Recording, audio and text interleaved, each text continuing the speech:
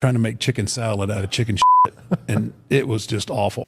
I've turned chicken salad into chicken shit. I will continue to do so. Making chicken salad out of chicken shit. Make chicken salad out of chicken shit. People is as people does, that's all there is to it. Put a square peg in a round hole, just never seems to fit. This is Bianca Belair. Hey, this is Kevin Owens. Hey, it's Seth freaking Rollins. It is the man, Becky Lynch. It's Rhea Ripley here, and you're listening to Wrestle Radio Australia. Hello and welcome to Making Chicken Salad, the Wrestle Radio Australia show where we talk about everything going on around the world of wrestling. My name is Lachlan Albert, and I am joined tonight by the three other men who do this every week. First of all, the man behind the podcast, Todd Eastman. Todd, how you doing, brother? Slightly in pain, but I'm okay. I'm getting there. It happens when you reach I'm an old age, man. you poor thing. You poor thing. The old Neanderthal pains. What can I say? Yeah, that's right. We're also joined by the brain behind WrestleMania, Jeff Setti. Jeff, how you doing, mate? I'm well, thanks, Lock Dog. How are you? Oh, good as can be, brother. We're also joined by the Pario behind the magazine, I guess. The creator of Pario magazine, Jamie Apps. Jamie, how you doing, mate? I'm well. I'm confused by that intro, but thank you very much. Hey, it's with... You could have been the magazine behind Pario. Yeah, that's true. It could have been. It could have. Hey, there's so many things it could have been that he's happy it's not. But the one thing he's happy that it is Thursday night, because that means it's time for Making Chicken Salad. We do it every Thursday night, 7:30 p.m. Australian Eastern Standard Time here at twitch.tv/Wrestle Radio Australia. And we've got people like Alkaline Aces in the chat saying, "Hope you feel better soon, Todd." Did you do something to hurt your back, or is it just slept wrong? Basically. Just sat up a bit weird. I took a step, felt a clunk, and went, well, that's probably not good. And it didn't get better as the day went on.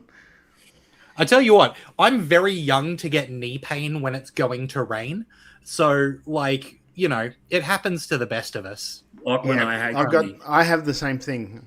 I hate to be contradictory early, mate, but you're not young. You may be tender in age, but you're not young. Yeah, it's very He's the true. youngest here. In age. By a pretty decent margin. In age. Do you know what the worst thing was, right? Like, I had to take today off, and I was like, I'll go and get a remedial massage, right? So I went there, and as I was trying to, as I was about to get a massage, my Bluetooth headphones would not connect. Yeah. So I just had to raw dog this massage. Raw dog a massage.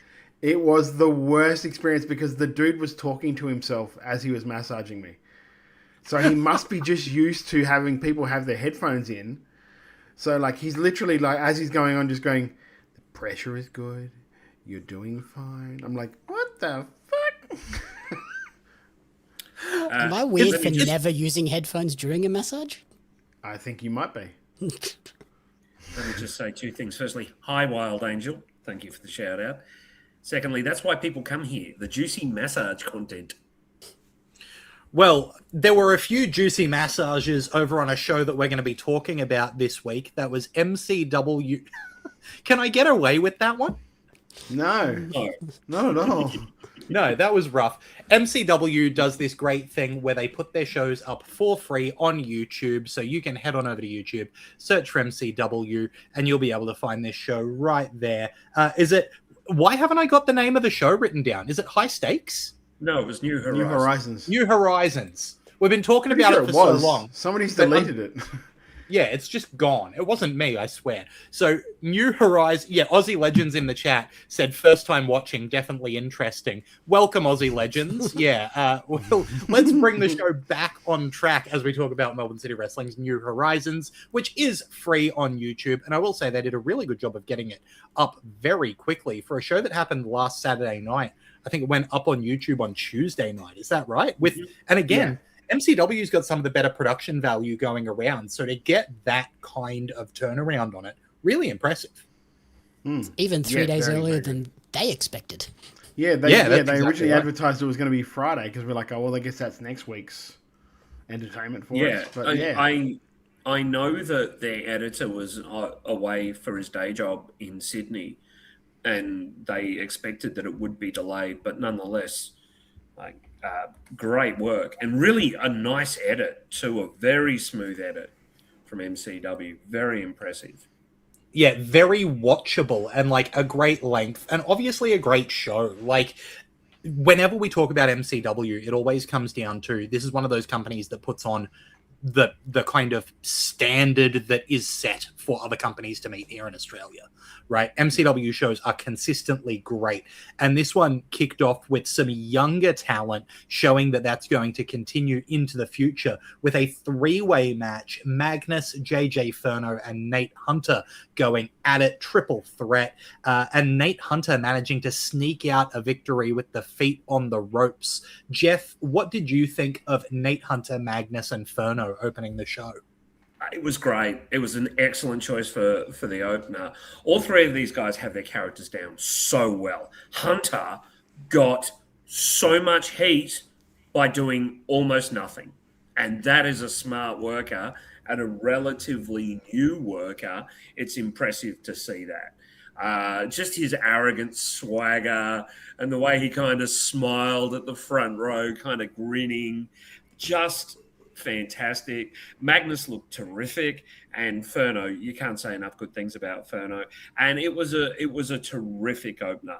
Very, very big fan of this. Yeah, Jamie, what did you think of this opening match with Hunter, Magnus, and Furno? I agree. It was a very good opener. Solid for what it wanted to achieve, and like everything it set out to achieve, I think it did. Like, it made Magnus look like a giant monster. It made JJ look like a star, and then it made Nate look like the sort of sniveling, dastardly heel that can sneak in and get a win with whatever means necessary. So yeah, really well done in terms of making everybody look better than they were going into this match. Yeah, everybody benefited from that match, and I think that's, you know, a really excellent thing you can say about most of the matches on this card. Todd? We didn't benefit from it. We got a bit of a side shot. Well, hey, you know, that's all right. Moving on. No, that was literally just you. Yeah, here's the thing, right? Because, like he said, well, called me a Neanderthal for starters, which was like, it's a big word for Nims. So congratulations, mate. But no, he was said I was a detractor of Magnus. I was never a detractor of Magnus. I always said all he has to do is put on a bit of size. That's not a detraction. Look it up in the dictionary, brother. And he is taking that advice. He's getting bigger every time we see him. Exactly. Well and truly. I might be a Neanderthal too, but I do know the difference between Chris Hansen and Duke Hansen. Well, no comment. Moving on. One-on-one action continuing through the show with Lucky O'Leary and Edward Dusk going one-on-one. Now, in our predictions, this was one that Todd refused to make a call on, but both Jeff and Jamie predicted that the winner would be O'Leary with shenanigans, and shenanigans were had as Matt Hayter showed up on the screen to take some shots at Dusky and give Lucky O'Leary the chance to get the win. Todd, what did you think of Hayter distracting Dusk for Lucky's victory here? I liked it. I don't know about the whole, like, turning all the lights out to put I know they probably have to so people can see it properly, but it's just like, it seemed a bit like there was a bit of a big gap between the end of the video and then lights coming back up. And I know these are all little fiddly things, but it was all just much of a much. I love the fact that O'Leary's got the new tights. Oh, that was so good. And I love the fact that he's just completely dumped the lucky lotion or whatever. Yeah, the lucky liquid. I love the fact that he's done all that. Just a complete sort of reboot for the character, which was really good. Dusk. I don't know about you guys, but it felt like Dusk was a little off in this. I don't know about you, but I just felt, I thought it was a really good outing for Lucky. I thought Dusk was a little bit off, but that could be just him still getting used to having to be the baby face and not sort of like leading the charge in a match, so to speak, when it comes to heat. I'm going to kind of defend it. I think there's a deeper story going on behind all of this. My hat's off to Jamie because I think he was correct about 4 months ago when he said this is like we're going to see the self-destruction of Dusk and then a rebuilding of him. And I think that's coming. And I think I've got something to say after the main event. But I think this was. I get what you're saying. I get what you're saying there, but I'm not saying in terms of like the I just mean just match wise. He felt a little bit off. Sure. In the selling and that's what I mean by it. Not like I completely agree. The character is one of those things where like it's like it's drifting more back towards his monster side. Yeah, and will he choose that? Really well. Really well. Yeah, shockingly, Edward Dusk is good at the storytelling part of wrestling. So I'm sure we'll continue to see that develop. Macho Man said something that I was going to mention, which I agree with Todd in terms of lighting. Andy Savage says the production at the end here made Dusk look a bit silly. Hater tells him Lucky is behind him, then he waits forever for the lights to come back to react. Just turn the stage lights off, leave the ring lights on. Yeah, the fact that there was a gap between the end of the pre-recorded Hater video and the match continuing. That's kind of a thing that always happens. You see that a lot. There's a little bit of a stagger with production. But if that's the case, then I don't think you can have Hater in the video address something that's about to happen and then have to wait 4 seconds for all the lights to come back on so that it can happen. Right? So I think in testing what that looks like before the show, you've got to know how quick that turnaround is on getting the lights back on, which is a tough thing. But it just, again, like Macho Man Andy Savage put it perfectly, it makes Dusk look silly when Hater says, by the way, Lucky's behind you. And he stands there for 4 seconds going, oh, what's this idiot talking about? And then turns around into Lucky. Like, you know, it's unfortunate. And that might have even enhanced what you were saying, Todd, about Dusk feeling half a step off. Because for most of the match, I just thought these two were good against each other.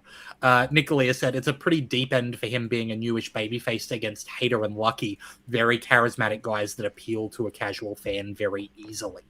It's very true, Nick, but it's also like if you want to be on that spot in the card, that area of the card, you've just got to do it. Yep. Like it's being called sometimes being thrown into the deep end for a reason. So, yeah. On the flip side, though, I thought Lucky was great in that new character in terms of, like you said, really making it feel different. Like, it still had the cocky side to the character, but there was less of the big flamboyant showboating stuff. It was kind of a little bit more hard-hitting, physical, and that made him feel fresh and new, not so much just, oh, it's the same guy in new tights. He actually felt like a new version of the person. And he's I do enjoy it. He's changed up his look a bit, like the hair's a bit more straggly. He's got the beard now. And so he's definitely changed up his look. He's less of a baby face in look, certainly not in character. And I think that has helped with this adjustment for the viewer. And I think that's really, really smart from O'Leary. Yeah, less Shawn Michaels, more Big Papa Pump. Yeah. Yes. Yeah, absolutely. And Alkaline Aces also says Lucky's intro music and entrance video shines for sure. Like he's definitely becoming the absolute total package here. Nicolia says, I think the version of Dusk that exists in Mayhem should be his MCW persona. For me, his best babyface role is being the everyman out there comparison, but he's like Tommy Dreamer in 90s ECW for me. Yeah, and it's I get that completely. And like aligning that with the Son of a Witch, the Eternal, the More Than Mortal stuff, that's kind of the puzzle piece that he's got to make fit, I think, is how does he take the character that he's spent a long time establishing and then make it work as an everyman in front of an MCW crowd. Like that might be a little bit of a tough tightrope to walk, but if he can do it, it'll be really good for him because clearly, as you're saying, he's managing to do it in Mayhem. It's like Taker going from the big supernatural Undertaker to the biker. Yeah. Like it's a big drastic change. He also had was it 8 months or 9 months where he just wasn't there to be able to repackage, whereas it's a different story when it comes to this. Yep. Yeah, absolutely.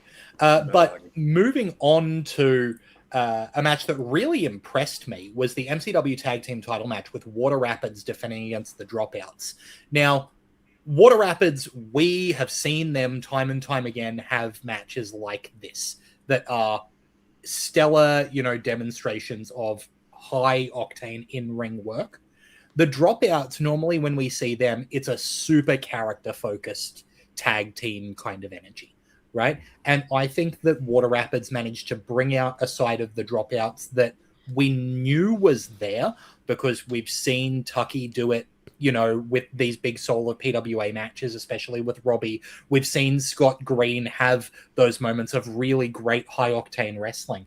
But this, to me, felt like the most I've seen the Dropouts wrestle a wrestling match as a tag team for a long time. Nick Galea in chat has said, best match for Scott Green by far. Contentious statement. This made him look more like a high-level guy than the Coliseum win did. The fact that they went out there, and I definitely think some of the credit here is going to go to Waterman and Rapid for consistently getting these matches out of whatever opponents they're up against. But the Dropouts here proved that, yes, people like doing the dance to their entrance. Yes, they can do the funny faces and, Scotty's on Survivor and Tucky can get any crowd on side, but they can wrestle. Selling budgie smugglers. They're in ads for budgie Milk smugglers run. with a pocket in the back, right? Like they've got the whole package, but it's easy to forget sometimes that they're really good professional wrestlers. And in this match, the Dropouts were really good professional wrestlers, not just really strong characters in a pro wrestling show. I had a blast with this match. Jamie, what did you think of it? Yeah, I agree. This was the best match I've seen, I guess, for both teams. Like as a whole, they both were fantastic in this. And it was right from the get-go too. Like the opening sequence with Tucky and Mitch made you go, oh, Tucky has all of those technical things to put together these like sequences that are really good.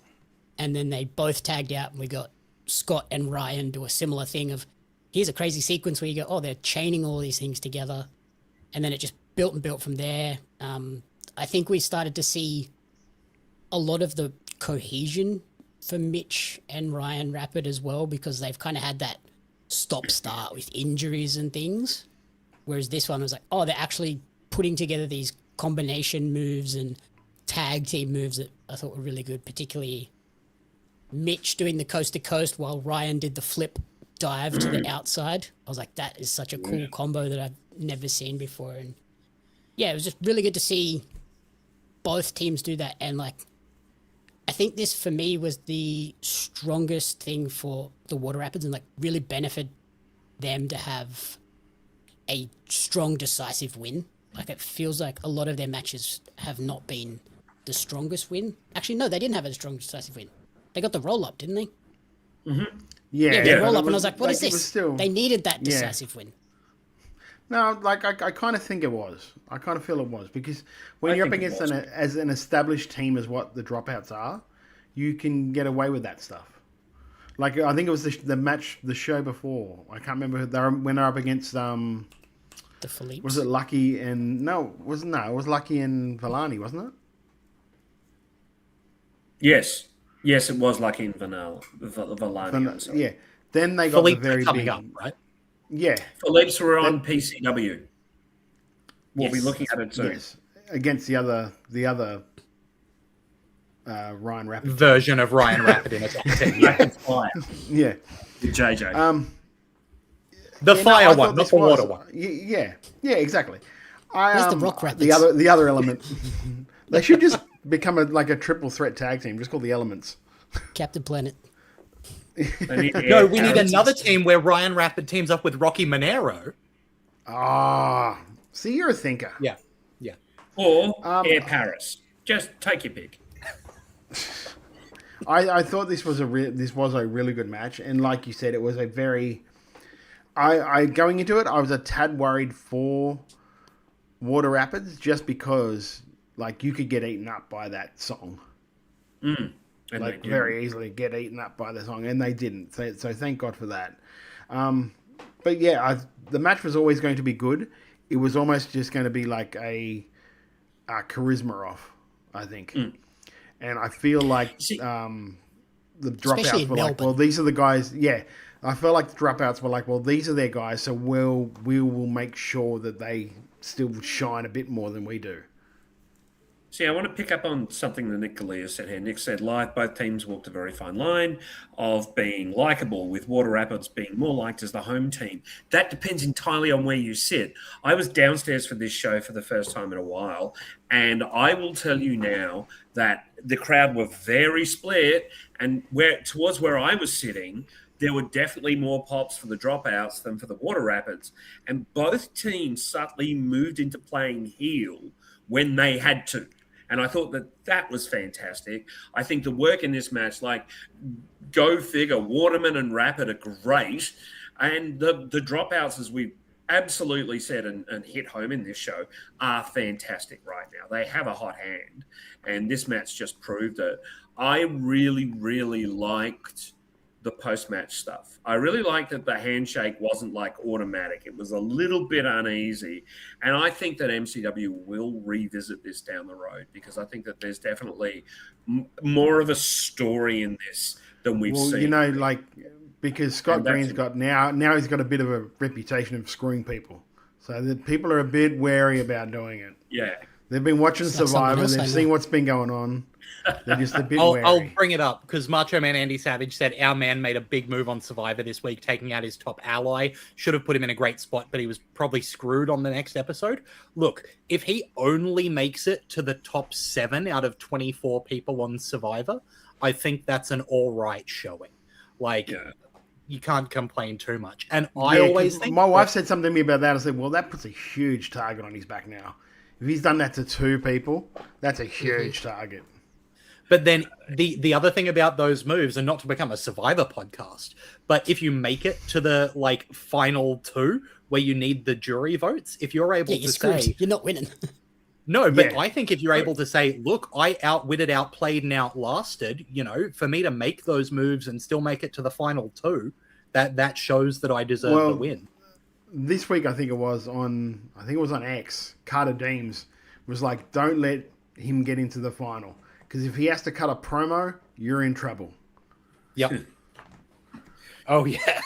Oh, yeah. Anyone that's going up against him is screwed there. Yeah.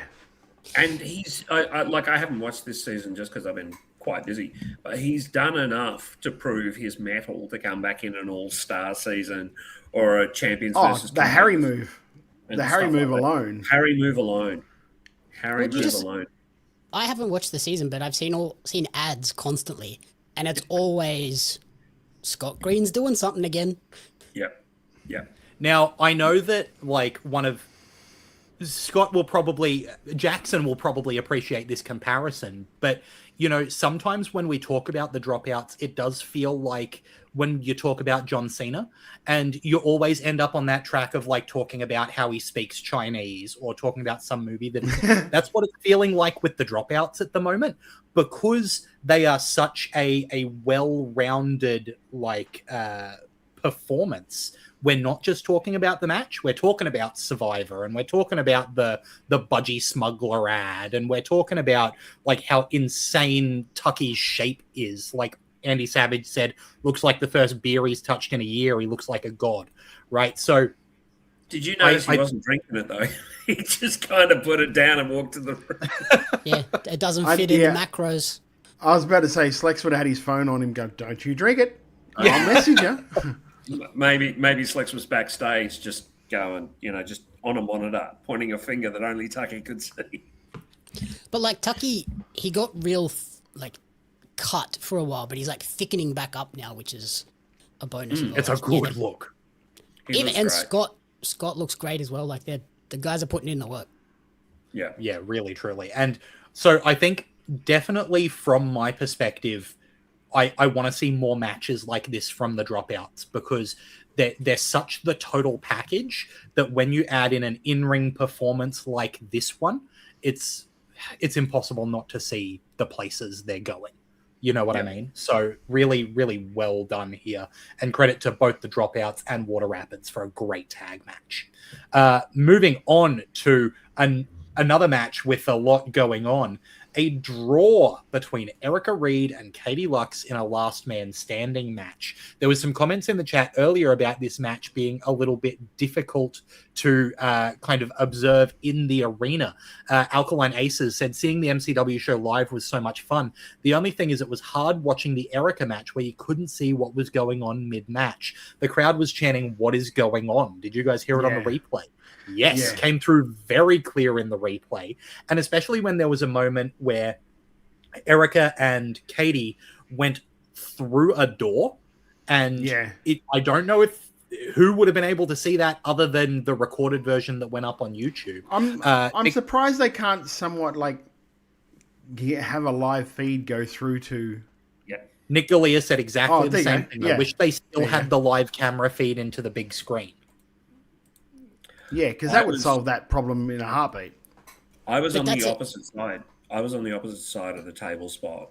So all we saw on that side, and I'm going to speak for most of the people on that side, probably even those standing, because once they disappear, everyone stands up on that side, and it makes it more difficult for people to see. So the first thing we saw was the two of them slugging it while walking up the stairs, and then the fall. The fall got a great reaction from the entire arena because you don't expect it. You did not expect it. But there was definitely a vision issue, and there has to be ways to make that better, like to make that easier, because it was very, very difficult to follow if you weren't in exactly the right positions. Nick clearly was. As he says here, they fought down the fire escape. I was at the base of the balcony stairs. But I will say, though, that's like... That's not an MCW exclusive problem. No. Yeah, it's not an MCW exclusive problem. And it's also not something that they do every show. No, absolutely not. And I think that I appreciate that they're doing this as something completely different. And absolute bloody kudos to Erica and Katie for taking that bump. Absolute kudos. That's not something a lot of people would be comfortable doing, but the two of them just embraced it and went for it. So well done, ladies. But also, I think credit to everyone involved for having that bump be a match ender that neither of them gets up from. Right? If they're going to go to that extreme and take that bump, you play it off as near fatal. And that's what they did. If you go off that balcony, you are not getting back up. And there was a little bit of booing, which is good, like, because people wanted to finish. So there was a percentage of the crowd that were actually quite upset that was the ending. But of course, they'll pay money next time the two of them are going. Yeah, I was going to say, I like that it's left I like that it's left a bit of meat on the bone. Yeah, absolutely. I agree. Because that's what I loved about it, because it showed that they were both willing to put everything on the line, and neither of them got the benefit of it. And it's like, it was unexpected, because you go into this, they've had this sort of running feud for a few months. The last woman standing match, that'll resolve it. But it didn't. So it's like, where do they go from here that's going to up the ante again? Nick Galea says, rant, when stunts mean something, they can be awesome instead of guys just mutilating each other like it's nothing. Yeah, really agree, Nick. Yeah. And Nick also says that this story should end in a cage. Been saying that since day one. Yeah, I think much the direction agrees. I think dog collar match. Oof. I could see Erica wanting to do that. Yeah, same. And I can see Katie go and bring it, like, just with the character. Yeah, and her partner has done them before, so she's got someone that she can bounce ideas off as well. And let's be honest, Erica's got enough mates higher up that she can also pick up the phone and get some great ideas. I just peeking behind the curtain, I saw Katie afterwards, and I said to her, "Are you all right, mate?" She said, "Give me a call tomorrow, and I'll let you know. I'm pretty sore right now." So She's probably got Todd's back right now. yeah, they absolutely Yeah, but she's committed. not 50. They absolutely committed to it, and I was really, really impressed with what I saw. It was a great match. Wild Angel says, where do you go from Last Man Standing? Not saying this is a negative, can't wait for the next one. Now, I just do want a little bit of a rant here, because obviously a lot of people have said cage, we've said maybe dog collar. I am known for not liking Last Man Standing matches. I think in general, they are really, really difficult to get right. And even when you do get them right, which I think Katie and Erica did here, I think they got it right. It's an awkward style of match, because what you end up with is, in order to be in a Last Man Standing match, there has to be a situation where two people violently hate each other so much that they want to completely incapacitate the other one. And the way to win the match is to knock them down and then stand there staring at them for a 10 count, which is like 30 seconds, right? Yeah. And so, because a 10 count is not 10 seconds, it's like 30. And what you end up with is spots where they absolutely go at it, and then because of the nature of the match, there's a spot where Katie Lux is just standing there kind of staring at Erica on the ground, right? And yeah, but I will say that a lot of those spots, when she was standing at her staring at, she was talking. Yes. The whole time she was talking to her, going, "Why did you do that? You brought this on yourself." Like, I like that. I like that stuff, because it allows them to express the character. I understand, but when you know that you can't touch them for that 10 count, you know that there's that barrier. That's why you know you can't touch them. So at least there is that invisible barrier. But I can't touch you, but I can shit talk you the whole time. I also think that a lot of times it's not just people staring at someone else. A lot of times, especially once the match gets warmed up, one of the competitors is like trying to scramble up while the 10 count's going on, or exhausted by the ropes often, or, just sort of setting shit up, like even setting tables, chairs, whatever, up to emphasize that this is this kind of match. But I thought this was great. I agree with you, Lachlan, in many ways. I'm not a huge fan of Last Man Standing matches, but I do take umbrage with the fact that you kind of said, they just stand around and stare at them. I think that there's a lot of ways you can get character over in that stare, and Katie did an excellent job of doing that. And that was part of the point I was making, is I think that both Erica and Katie really, and whoever they were working with, whether it was just them or whether there was other minds involved, they really made it so that this wasn't a match of staring at people slowly getting to their feet. The action was constant, and like Nick said in the chat, the only really long count was that one at the end, right? So that's, I think, a huge win and a well put together match. New Zealand Everton fan says Iron Woman match ? So that's another one that I'll always go for, right? Well, you could say, I think more than anything else, we may get a 3 Stages of Hell match. Yeah, I kind of feel like an Iron Woman match is like a step backwards from a Last Woman Standing. Well, Iron Man is got the extra rules, right? This is not wrestling. This is a fight. That's kind of the distinction. Yeah. Yeah, Iron Woman is just like, I'm a better wrestler than you, and I'm going to prove it twice. Or as many times as I have to. Yeah. At least one time more than you.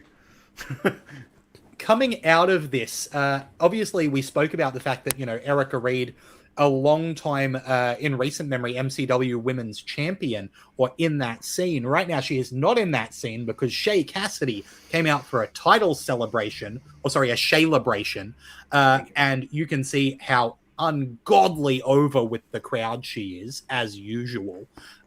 Just absolutely killing it in terms of charisma. So it's always going to be a challenge to match that in a promo segment.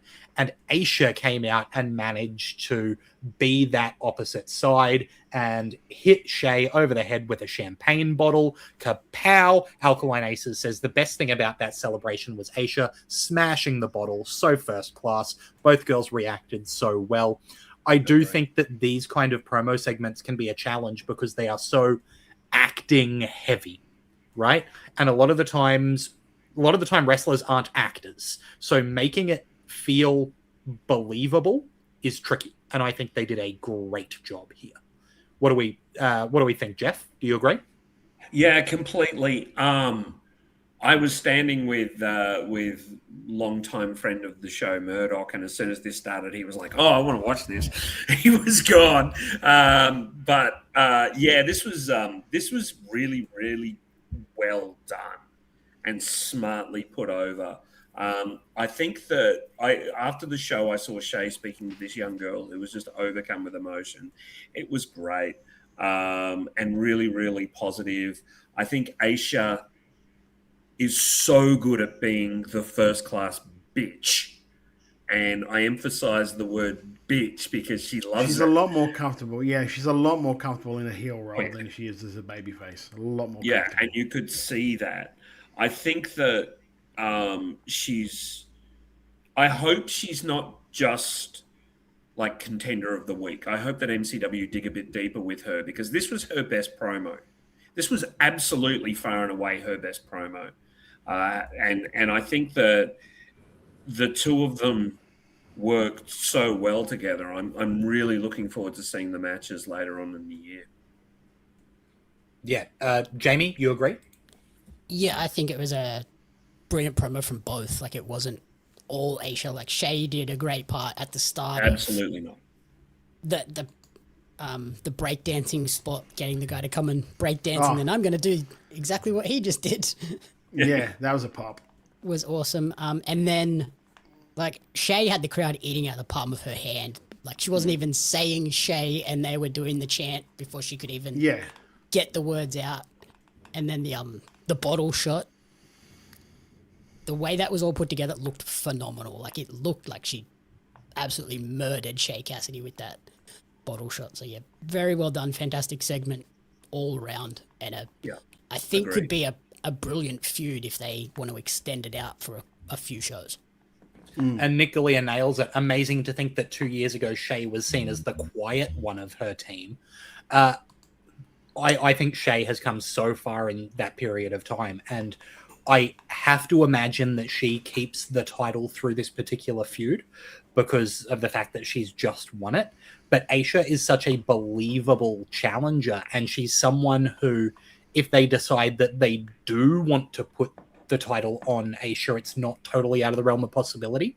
So they could genuinely convince me that Shay is going to lose, which in a first feud for a champion, not always the case. Moving on into some more wrestling action. The Clydesdale and Anth Kava went one-on-one, even though, others were there. The main characters in this were the Clydesdale, Anth Kava, and Kava's mum in an ongoing storyline where Clyde is now writing poetry to Kava's mum. I have to assume that the story is over here after Kava managed to get the win in this one. Todd, what's your feeling on Kava and the Clydesdale here? I think Clydesdale did a great job. Like, I'd been thinking about this thing, coming into it, and Anth has every tool in the toolbox, except for at times kind of being a bit bland or even very even. So you couldn't really didn't really get angry, didn't really get to, just was just sort of there. Very mechanical. Look at me. Yeah, exactly. Look at me, I'm fucking ripped. Johnny kick pads, cut to shreds. Great looking dude. The whole angle here brought out anger, brought out a side of him that we haven't seen before, personality. The fact that he's a good boy that loves his mum. Do you know what I mean? That's just, and it's something that everyone can get around. They know this about somebody and I think Clydesdale did. I nearly just said call him Clyde.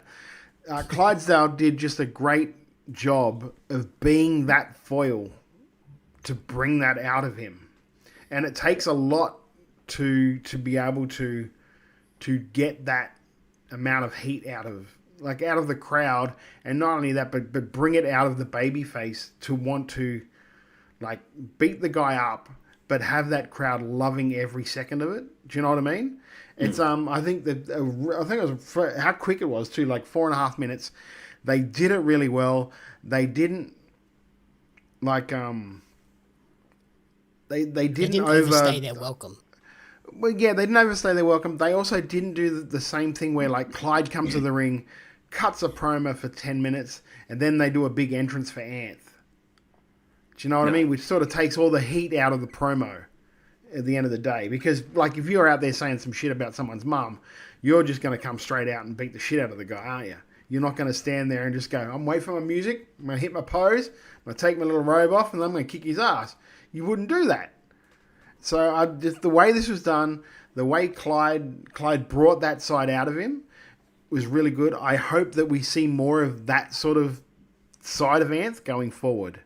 And I think at this point, I don't know if I can see Clyde being like main event guy yet.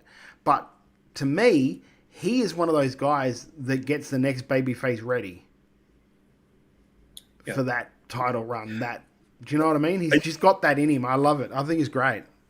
It is the first match I have ever watched in history where the crowd are chanting La Porchetta, clap, clap, clap, clap, clap. La Porchetta, clap, clap, clap. It was great in that it was completely different to everything else in the show. They played it for great laughs. I don't know if it was on the video, but Clydesdale beat the shit out of the physicals afterwards, which I kind of liked because I think that it extends their side of the story as well. No one came out of this looking worse. All Clydesdale needs to do is pick up that microphone next show and the crowd will be eating it up again and you wouldn't have lost anything. And I do think this is the end of that feud. I really do. I think that it has to be. It has to be. It'd be so weird if they made him somehow tap in the middle of the road. Yeah. Yeah. Like the only way they could have continued it on is if she actually went with Clyde. Yeah. That's the only way they could have continued it on. And I don't think that was the narrative. Like, I simply don't think that was the narrative. But such a fun match. I took a wrestling newbie, and he like afterwards we were having a catch up, and I sort of said, "What'd you think?" And he goes, "Mate, that Cava Clydesdale match was hilarious. I loved it." Like, well, see, that's one thing I liked about the planning of the show is that you had like 4 really strong matches back to back to back to back. Then you sort of had like a promo segment and a promo match, really, because there was like a lot promo and then match, which sort of like just set the table for that main event. So everything wasn't just full on heavy wrestling the whole night. Oh, that was really well done. And I will add that obviously the break came after Katie and Erica, so there was a break there, of course, before the promo segment, which really worked. They did such a good job. And I think it's worth saying that this storyline could have been F- terrible. And I think that it is very much due to the Clydesdale being very creative and very funny in the way that he portrayed himself as a doofus, right? Because that's the thing that made this work, is he constantly made himself look like a fool, and that's why it worked. Because I think you're also not like Cava absolutely played his part perfectly. Oh, of course. And the great thing about Clydesdale is Cava didn't have to do a lot to just look so good in this. You just got to defend your mum. But that's what we're saying about. That's what we're saying. That's what we're saying. Though Clyde did such a good job. Cava already had like the table set. The dinner was on the table. All he had to do was sit down and pick up the cutlery. Yep. And Cava could have done everything right, but if the Clydesdale did not nail this, it still could have been a disaster with Cava nailing it. Yeah, it's hard to look like a doofus, but still look like a believable doofus that might win. Mm-hmm. Like he could have just looked threatening like doofus is a hard thing clown that to was be. going to get beaten up. Yeah, and it's exactly that thing. It's I've got a reservation for us at La Porchetta. Is like it's the perfect like bragging about how fancy you are because you're going to a chain restaurant. Like he's absolutely split the uprights on it. I am really excited to see what Clydesdale. How much would it have popped if it was like 1-800 lasagna? Oh, God. man. We would have That heard would've Jeff been on the stream. Mate, I wouldn't be able to stand up for an hour after that. Don't even Lots of blood. Jeff would have needed a cigarette and he would have sounded like Lachlan. Yes, that's right. So moving Don't on do that to to me, Clydes. If you're listening, mate, don't listen. Don't do that, Dale. Thank you. If Dale doesn't get some form of La Porchetta gift card gimmick or something out of this, something wrong. And Brilliant. just we got to give it up to the physicals too, with the Cava's entrance where he decked both of them. They sold the hell out of those punches. They made his punches deadly. And then at the Give end, me- when the Clydesdale beat them up, it was also just some beautiful selling from those two boys. I just want a 10-second clip of Clydesdale sadly eating alone at La Porchetta. That's all I want. Nicolia says also with like the waiter coming up going, is your Yeah. Are we still Your waiting guest for the other shelved? person? We're still waiting for the other person. No. Nicolia says also I'll disagree with Todd. I think the physicals are hilarious as such shitty lackeys. Look, they're good, but like I liked what I liked. That's all I'll say. Like I don't mind what they're doing, but I don't know because I just haven't seen enough of them in matches to really gauge. Like, they're great as ringside divergent lackeys, sure, but as heels, I haven't seen enough of them. Nicolia, that's hilarious. I haven't seen enough of them to really gauge. Nick's just said physicals and drag as Clyde's dinner date. That is so funny. That is so funny. What I think about the physicals is that I'm sure 1-800 make a great 1-800 lasagna. I'm sure they make a great gnocchi. If I'm going to 1-800 lasagna and they bring out the gnocchi, I'm going to get disappointed that I'm not having lasagna because I know how good their lasagna is. That's what I'm feeling with the physicals. right? You know that Jeff's just going to clip this up, and take it And send it to them so he gets free lasagna. I get sponsorship. It's not going to help Lachlan. The funny thing is, tonight, let's look at what we've covered. A great wrestling show, Survivor, and 1-800 lasagna. Well done, us. We're hitting all the massages. marks here. Massages. Speaking of hitting all the marks, Adam Brooks and Jarvis taking on Duke Hansen and Robbie Thorpe in the main event. If Duke Hansen and Robbie Thorpe won, Jarvis was fired from MCW. If Brooksy and Jarvis won, then Rocky Monero fired as general manager. And we got the GM firing, the faces win. Adam Brooks and Jarvis managing to defeat Hansen and Thorpe. I'm going to pass to Todd first. What did you think of Brooksy and Jarvis taking on Thorpe and Hansen? I thought this was really, really good. I was talking to Brooksy this week about it. It's like it just occurred to me, like watching it. I'm like, it was basically you and your younger self against Duke Hansen and his younger self. Mm-hmm. Yeah, it was the two generations of MCW. Yeah, and the way they mixed it is like they put the young guys in against the young guys, and they put the older guys in up against the older guys at the start. So you didn't get that cross pollination straight away. You got that. Okay, this guy's going to come in. They're going to do this, and then just to have it break down. I thought it was a really, really good main event. Yeah, Jamie. So I had one note from the beginning. It's always weird when someone's entire persona is he's 6'5", he's really big and tall, and then his tag partner is taller than him.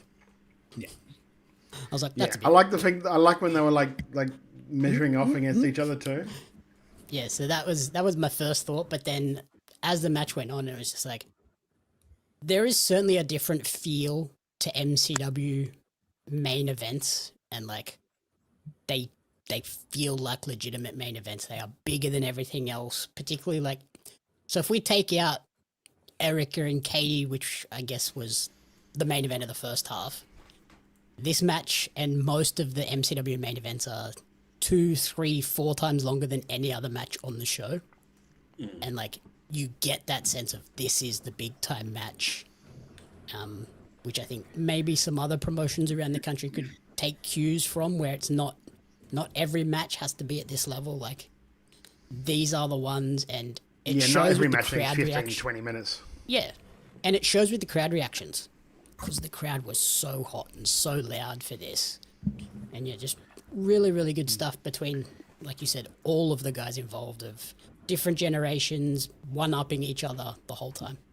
And it really did help elevate Jarvis too. Yep. Even though he was in like a sea of monsters, both in personality and in resume, he was really able to stand out.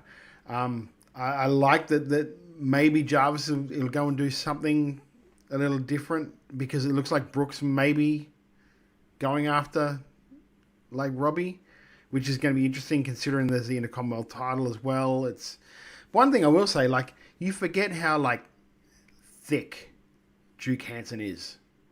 Like, he's not 6'5" up and about 3 foot wide. Yeah, the dude is like, and then I think he posted the day after, or a couple of days after, his cheat meals, which he's like notorious for. And I literally just messaged him going, I've been waiting for this one since you landed in Australia. The KFC and chocolate mousse while on the way to the Mayhem seminar. Yeah. Well, that, and I think he went to like Baker's Delight and he had 2 of the mini pizzas, and then he had a whole box of like chocolate chip cookies. And like, the fact that he can eat all of that and still look the way he looks is just infuriating. And he's been doing it for... I've been in the business for 14 years. He was one of my first trainers. So he's been doing that for 14 plus years and still looks like a Greek god. Yeah, every time he posts that stuff, I'm like, does he eat any other time of the day, or is it just these things like once a week? Yeah. Snake meal. Jeff, what did you think of the Greatest Ledgers versus Rocky's Giants? I thought this was lovely. I will mention one thing that the boys we haven't mentioned yet, and that is the beautiful foreshadowing of the Thorpe and Hansen decay. Like, you could see from the beginning, they were just kind of trying to one-up each other with the posing and all that stuff. The fact that they were just too alike. Yeah. They were too alike to get along. Too similar, both very handsome. You could almost hear the joy in Rocky's voice as he was doing some commentary. You could almost hear that, like, oh boy, the crowd are loving this.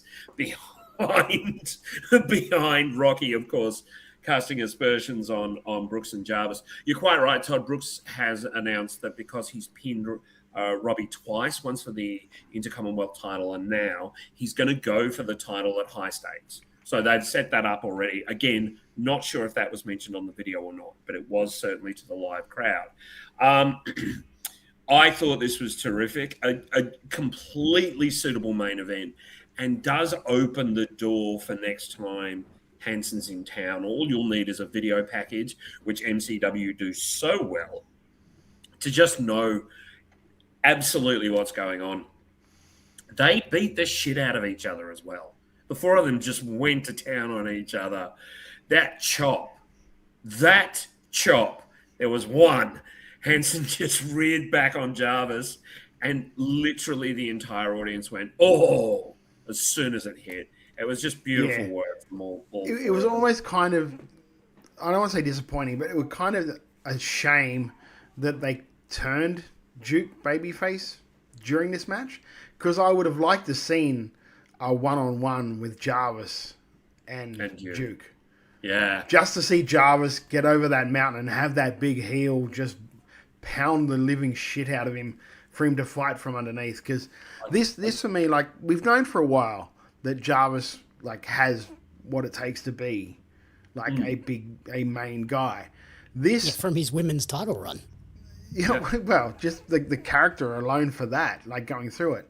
But just the last, like, however many months it's been, and this match was really, for me, was the exclamation point on it, that this guy is a main event guy.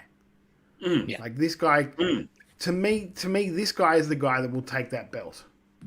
And I can tell you this, he's carrying himself differently from even 4 months ago. He's carrying himself like a main event guy, like a guy who they're clearly looking to go, you're it, mate. Like, you're it. Let's give it a few months. And I was like, I saw a couple of people, and he was yelling at Robbie after the match. Like, after the whole show had closed, there were about 7 people around, and he's still yelling at Robbie. he's still giving Robbie shit, and Robbie's giving it back. And I'm like, this is great. This is what people want. Just in case there was that one person in the audience who was still there thinking, oh, yeah, they really hate each other. Great. There was a great shot at the end, too, where Jarvis and Brooksy were just, like, waving goodbye and just giving Rocky a bunch of crap as well. I was like, yeah, that's perfect. It was a great shot of them in the ring. Which just also makes you sending think, him like you know that this is to write Rocky off for maybe a little bit, but Rocky will never take that lying down. What's happened? No. Yeah, he doesn't have to be gone. He's just not the general manager. He can be a manager. He's gonna plan something. Can I give you my prediction? He's gonna manage Dusk. Dusk doesn't need the mouthpiece. He needs the help. That's the story. That'd be it. I guess, yeah. If After Dusk the two of turns them have back gone to the at dark each side, other so hard. Yeah. like Dusk's realised I can't get it done as a good guy. Yeah. And turns back to the dark side. Or he could get it done against Rocky, but now that the anger's not there, he can't get it done anymore. So he needs to find that edge again. Like, yeah, it's great. There's opportunity. Anyway, I want to say just a couple of little things about this match. The little touch of Robbie broke his nose at the last MCW show, so he's got the face shield that is bedazzled and gold, and the most ostentatious shit you've ever seen. Flawless. You know, the way that everyone was in the match, even when they were on the apron. Like, I just don't know what more you can ask for from a main event than what we got in this tag match. There were huge stakes. The wrestling was excellent. The character was excellent. The moments throughout the match were fantastic. The structure was there. They built the story from start to... Like, just what more can you ask for from a main event? This is it, right? So, like, Alkaline Aces in the chat saying, I love how they sang the goodbye song, and nearly the whole crowd was giving them the finger. And the love for seeing Duke was felt in the building. I enjoyed this main event more than a WWE main event, and that's saying something for pay-per-view. The effort was on point. Yeah, this is the gold standard for a main event, I think. And this is one of those matches where we're going to be talking about it at the end of the year. I also like, just a couple more things, sorry, Lachlan. I also like that it wasn't a WWE main event, in that the rest of the icons didn't show up. There was, the icons are dead. Yeah, the icons are dead. But you know what I mean? Like, Robbie could have gotten someone to show up and help. It didn't happen that way. I think that Rocky could have gotten someone to show up and help. And the other thing I want to shout out is a moment towards the end of the match where Jarvis is about to do something off the top rope and Rocky shows up by the ropes. Jarvis stops, runs over and kicks Rocky. That is so smart. That was so good. I actually think he was supposed to do something else, and there was just no room for him to do it. So he's just gone, fuck it, jump down and do it the other way. But it was great. It was great. It worked so well because in the context of the match, it just continued the flow. Beautiful. And stuff. it stopped him looking like a fool of being like, I'm just still going to go for the move anyway, knowing, well, this guy's going to push me off. Yeah, brilliant. And Rocky is just Rocky freaking Monero, and having him on commentary there, slowly getting more and more worried about the outcome of the match before he gets himself involved. Along with just all of those tiny little moments where, you know, he gets asked about if the mask is 24 karat gold, then he says 26. You know, it's those tiny little things that he is constantly doing. This is how you have a main event. And I think, like, for Jarvis, like we said, it seems like Brooks is going after the title, but I think this ends up leading to Jarvis winning the Rumble. Having got so close last year and then being robbed by Thorpe at the end. So, yeah, I think this is the moment where you give Jarvis that win, and then that puts him on the road to the title down the line. And I have a question. I have a question in relation to that, Jamie. What's that going to do to Dusk's already fraying mental well-being? He's gonna become a complete animal. I mean, if the whole face turn, if the whole purpose of the face turn was to lead to something incredible, wow, it's just going to be a great time. I think the whole, me being probably overly critical here, I think the whole purpose of the face turn was to make him the biggest face in the company. I don't think that's quite going the way they originally planned. So this is the start of a pivot. Yeah. And look, great. Which is smart, because that's what you do. You don't continue on force it. doing something you don't think is working when you know that you can go and do something that will work. And I can tell you that the person behind Edward Dusk would be on board for this. Like, he would completely be on board for a turn like this because he's smart. Now, a really important thing that we do have to address, unfortunately, is that we made predictions for this show. So we all got... I know. We all got the No, we didn't. main Move event and the tag We all got the main results. event. We'll really quickly touch. I'm giving myself half a point for predicting Aisha, which put me at 2.5 correct predictions, Jamie at 3, Todd at 4, and Jeff at 5 of the 6 matches predicted correctly, with the only one that he didn't call being the Katie Lux, Erica Reed, no winner, which all of us called someone. So, yes, congratulations. To be fair, I abstained from one of the picks that would have put me in even. Yes, you did. Obviously. Yes, you did. Jeff, go get some lasagna as a reward. Yeah, thank you, Jamie. Thank you. I will at 1-800 lasagna, the best lasagna in Melbourne. I mean, not only did like Jeff like win the predictions here, he also did some work. Yeah, at the I show. did. Once again, We have another episode of Backstage with Jeff. Oh, So we're going to The get to that best. right now. Jesus. This is Backstage with Jeff. Jarvis, the wrestler who's just won tonight. What am I? The great. Yeah, yes, there we go. I know for a fact that Lachlan doesn't think that. Well, I mean, he didn't vote me for Wrestler of the Year, like not last year, the year beforehand, and we gave it to Jesse Clay, Jesse Birth Jesse. He's probably still driving the car. You know what fuel prices are right now? $3. Yeah. He's probably making it like 2 minutes down the road. But you, Lachlan, you gave him the, show you, Lachlan. Thank you. Is that it? Is that the question? Okay, thank you. You keep well. Thank you, Lachlan. This has been Backstage with Jeff. what are you doing, person. Lachlan? One What are person, you Jeff. doing? So, sorry, I am actually unavailable for the next MCW review. I forgot to tell you guys, sorry. That's not going to stop us. Nah, really won't. Look, people. I'll be perfectly honest. Jarvis stopped me. I walked past the guy. I said, "Hey, Jarv," and he went, "Hang on, I've got something I want to say. Can you film it?" No. Listen to the question. You led him into that with the question. I just The question wasn't like, you had a great match. You go, hey, by the way, Lachlan thinks you're shit. No, I didn't say that. That is Impartial not what I reporting. I said. don't know what you're talking about. Jarvis is just mad that I beat him on Wrestlemania. I think that's all it is. Oh, Jesus Christ. Jesus Christ! What are you doing? Lachlan, are there any wrestlers in this country that like you? Look. I tried to Get defend smoked. you then. I tried to defend you then, brother. Look, I got to call him like I see him. When are you next in Melbourne? Because I hope the answer is I value my life. When I can afford private security, mate. Jesus Christ. Lachlan's going to have to shout Fair, the actually. entire MCW roster 1-800 lasagna. Yeah.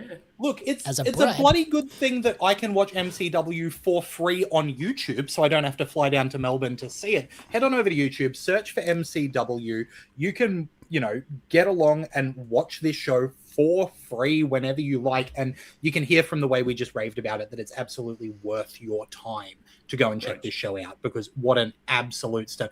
Look, Alkaline Aces in the chat is telling me to come to the Ballroom Brawl.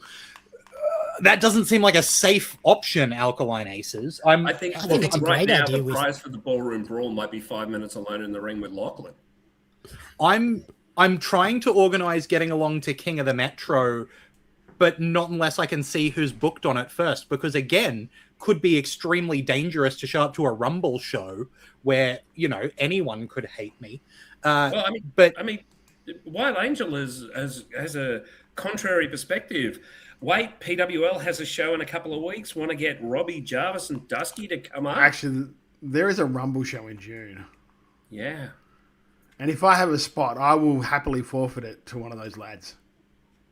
I mean, Jarvis has got the same haircut as me, so I mean, we No could one, do will it. know, no one will know the difference. No. Well, I want all those people on MCW to make as much money as possible. I want them to get paid, and I'm going to back them by promoting mcwtix.com.au, which right now is where you can go to buy tickets for the MCW OPW Sunday Showcase on the 26th of April. Go put money in the pockets of those people on my behalf.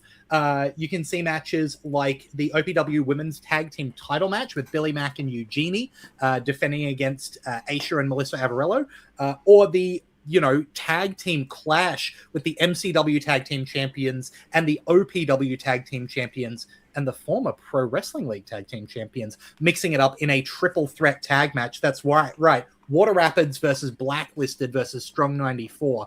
And I mean, if those like big high stakes, like technical matches aren't enough for you, if you want something that's going to be pure spectacle, Shanky Singh and Parker Bordeaux 1-on-1 is also on that card. So get along to mcwtix.com.au. That's kind of the outlier on the card, let's face it. But I mean, it's going to be a thing that you'll be able to say, "Hey, I saw that match live," and that's you're not going to see that anywhere else. Very true. mcwtix.com.au. That's the MCW OPW Sunday Showcase on the 26th of April. Tickets on sale now. But that's not the only place in the country that you can catch some pro wrestling. In fact, there's a few shows. Weekend. I will, Lachlan, sorry to interrupt you, but I will also add that tickets for high stakes are on sale on Monday. Monday, the 6th of April, high stakes tickets will go on sale. And I think the Ballroom Brawl goes on sale at the same time. Do not quote me on that. I'll just check.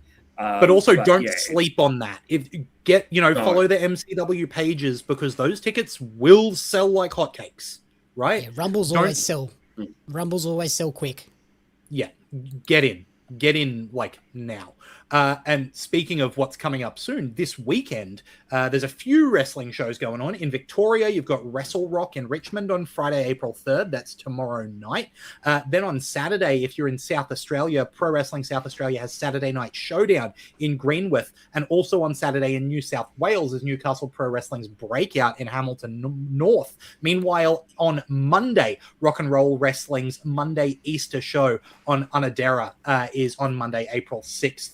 Obviously, Unadera. Thank you. I'm doing my best. I don't know half these suburbs. Man, if it was a Japanese name, he'd be all over it. You would have nailed it, yeah. Ikebukuro, I got you covered.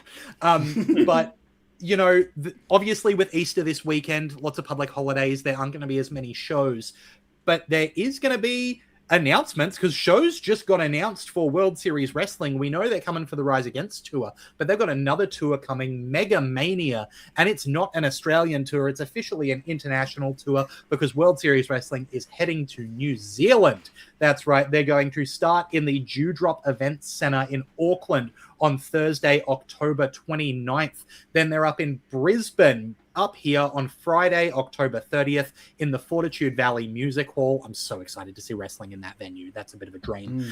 Then on the October 31st on Halloween in Adelaide, Saturday night at the Adelaide Entertainment Centre, followed by November 1st in Melbourne at the Melbourne Pavilion, and wrapping it up in Sydney on November 2nd at the Evans Theatre at Panthers Penrith. That's going to be a cracking tour if previous World Series is anything to go by.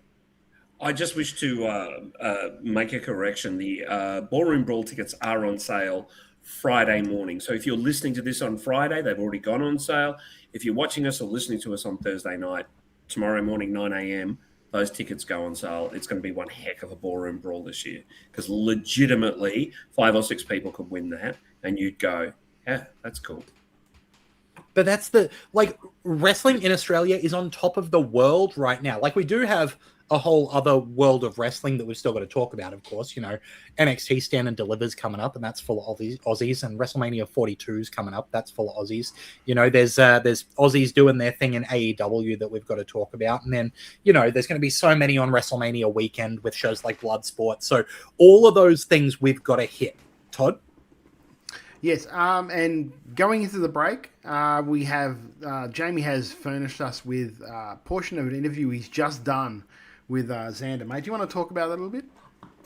So I chatted to Xander yesterday after obviously suffering quite a significant injury this past week. So I chatted to him about how he's feeling and what exactly the injury was, how it occurred, and how he's feeling looking ahead with recovery and where we might go from there. So when is that going to be up on Pario? So it'll be in our May edition, so we're getting everything together for the next print issue. Okay, so there you go. You guys are going to get a preview for that for our break. So yes, Jeff. I'd just like to shout out the pre-show matches that weren't shown. Ben Barnett against Jahari was just terrific. Ben Barnett is such a big character. He's going to go far. As soon as you clap eyes on him, you know who he is. And then the other one was... it's always good when you shout something out you can't remember. It's in my mind at the moment. It was the one Ben that was Barnett supposed to have... Jahari was great. They were both good, but Ben versus Jahari was terrific. Yeah, it was the one that was supposed to have Xander in it, and that would have been the final state for him to tick off in Australia wrestling. Oh, God. And it didn't happen for him. All right, Lachlan, do you right after this. Well, we'll talk about everything that's going on around the world of wrestling right after this. Wrestle Radio Australia, Australia's longest running wrestling podcast, live every Thursday on Twitch, Facebook, and YouTube with Making Chicken Salad. They break down the latest Aussie news, shows, world wrestling news, and call out what was chicken salad and what was absolute chicken shit this week in wrestling. Catch the podcast the next day and follow them on Facebook, X, and Instagram. Just search Wrestle Radio Australia. Currently on the shelf with an injury. What exactly happened and what is the extent of the injury? So, this is all Cosmo Cooper's fault. I just want to put on the record. No, I'm just kidding. That sounds about accurate. No, it was totally my fault. It was a freak accident. Cooper just happened to be the base that I was flying over. We were doing a drill, a training where we were doing resortes over each other. So the flipping nip up. So kind of like a head spring. One person is bent over at the hips. The other person runs, does a head spring off of their back and lands it. I did it in the ring. It was fine. I didn't quite stick the landing though. Like I landed and sort of stumbled forward a little bit. So I was like, this will not do. This is unacceptable. I can do better than that. So I was like, wait, Cooper, come over here. And we went and did it on the mats. I under rotated. I landed with all of my weight down on my foot and it snapped. And so I have dislocated my tibia and fractured my fibula. So I dislocated the big bone and I snapped the little bone in my lower leg. But good news is that they set it and healed it and put pins and a plate in it. And I'll be right as rain again in about 3 months, which is very good because I simply refuse to let the momentum that I and Third Eye have been building go by the wayside. I have dreams to manifest and I have brick walls to run through. So the fact that I only have to wait a relatively short period of time is giving me just enough time to look after myself and look after my body and be right as rain again, but also a short enough time that it makes me absolutely ravenous with hunger for every single solitary opportunity that I will grasp for myself once I'm back. Fantastic. Is this the first major injury you've suffered in your career as well? Not only that, it's the first time I've ever broken a bone. I've never broken a bone in my entire life. All I think is that, I had to overachieve it being my first one, so I had to do it really spectacularly. I did the same thing when I first broke a bone. It was like immediately go to surgery. Oh, I Like, tell you couldn't what. just do a wrist or something, just get a nice little cast. No, had to be something big. No, I had to have my foot facing the wrong way. It was either go hard or go home. In this case, I did both. I decided to go hard and then go home for 3 months. So yeah, this is the first time I've ever had any kind of injury, any kind of break, any kind of time away, and I hate it. I want to be wrestling. I want to be doing everything that I possibly can to be advancing my destiny and my dreams. but also to be contributing to the scene and helping PWA become so much greater. Is there a hope with sort of, given that you're not a singles performer, you're in a group with Third Eye, you can maybe do sort of some of the Stokely Hathaway type things of come out on the stage in a wheelchair and guide them in that way? I think we can make something like that happen.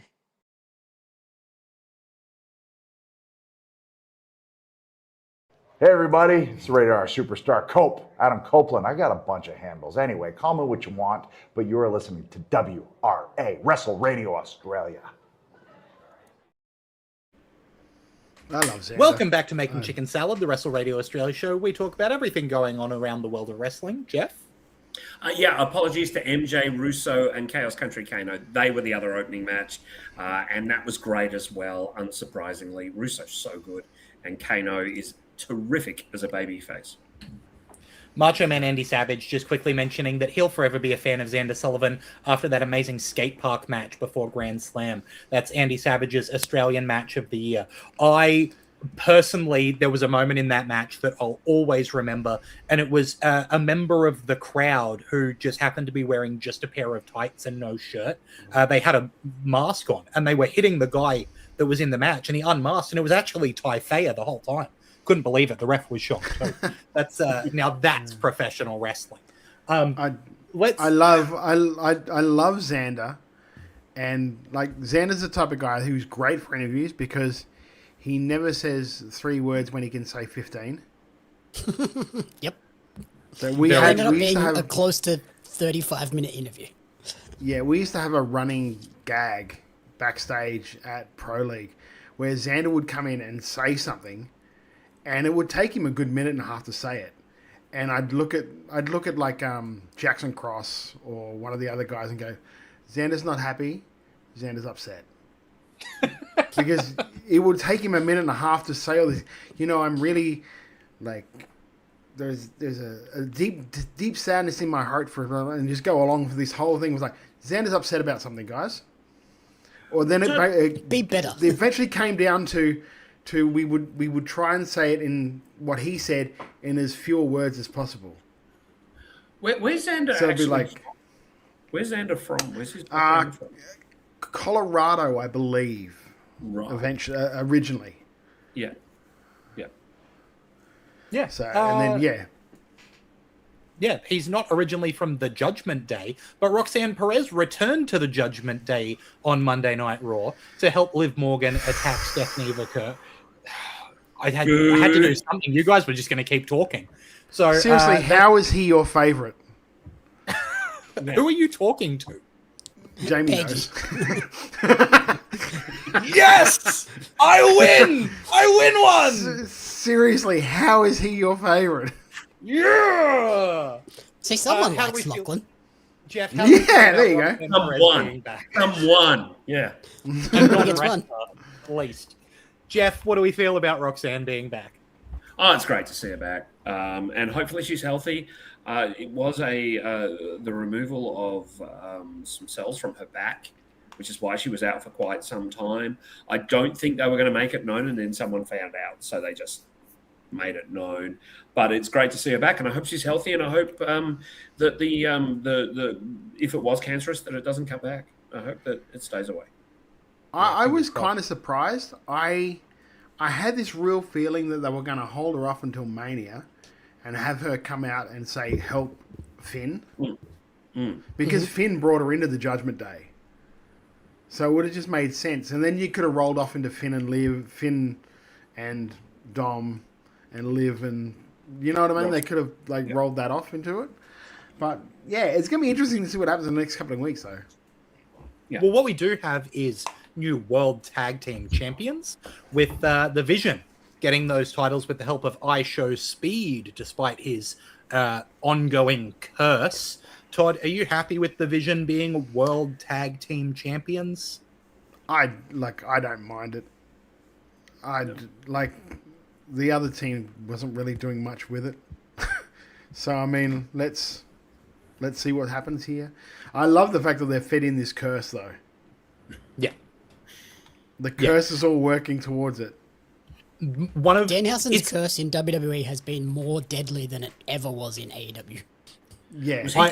Did you see there was a small thing backstage, and I don't know if it made anything massive, but Jelly Roll ran into him and was just like, "Can you put a curse on Kid?" And he goes, "He's cursed. I don't know if it works, but you know." Yeah. Did you see Danhausen's tweet today to Dominic Mysterio? No. Dominic, you are no longer cursed. April Fools. Yes, you are. I'll correct you, Jamie, because Danhausen made about 6 identical tweets with every person that has been cursed, telling them they were uncursed. April Fools, they're still cursed. The Stone Cold one was great too. Like 2 minutes. Bam, bam, bam, bam, bam. He's nailing it over there. Have you seen the Stone Cold one? Cold Steve Austin. Yeah, but he put like a Stone Cold shirt on and just a bald cap. A bald cap with the face But paint still on. with the face paint on. Yeah. Good. Going up to wrestlers backstage and going, wet. I Yeah. think that also Hey, you thought it was Cold Steve.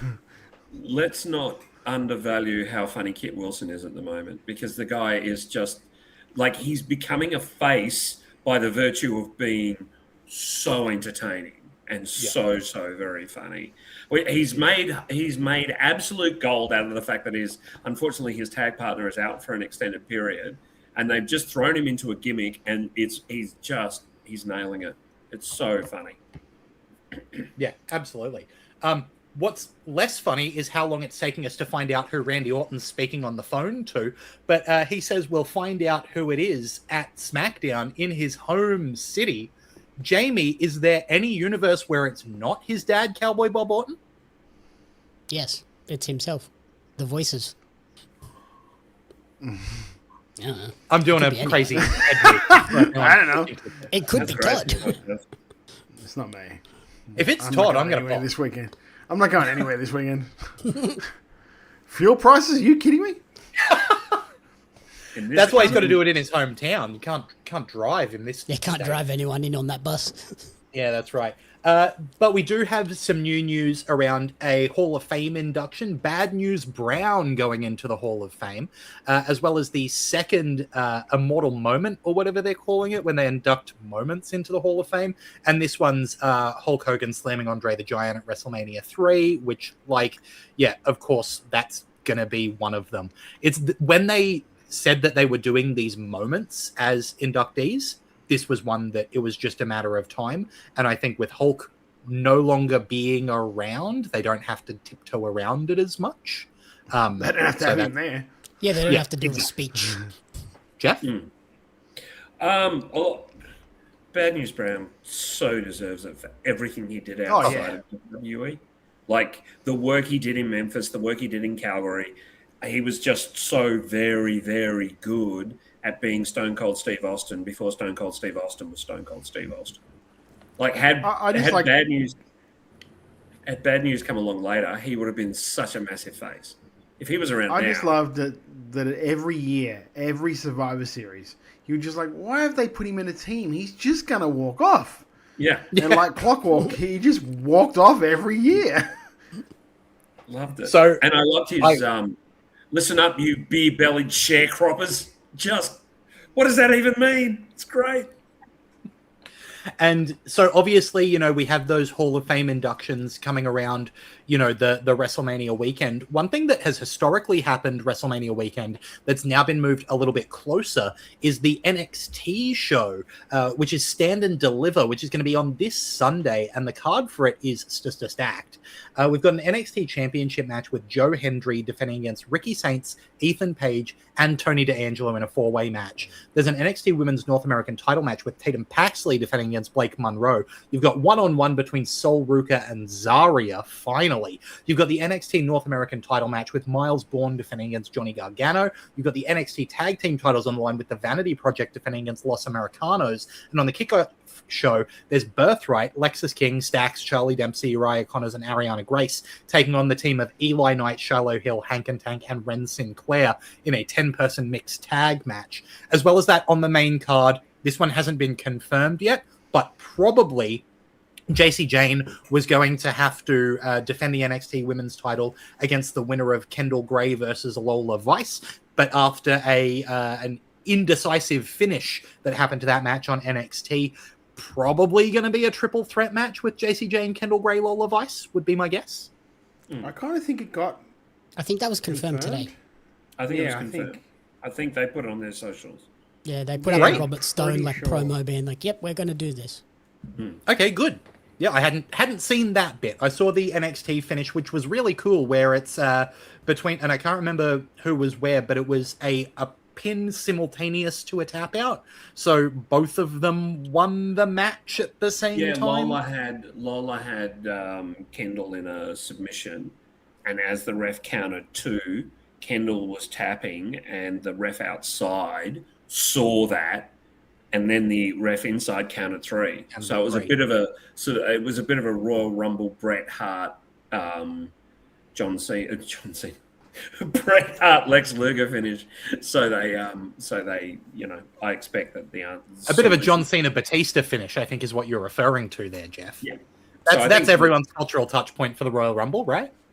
The solution was to put them both. Yeah, our generation, not Jeff's generation. Yeah, come on, man. I'm only 24. How do I know this stuff?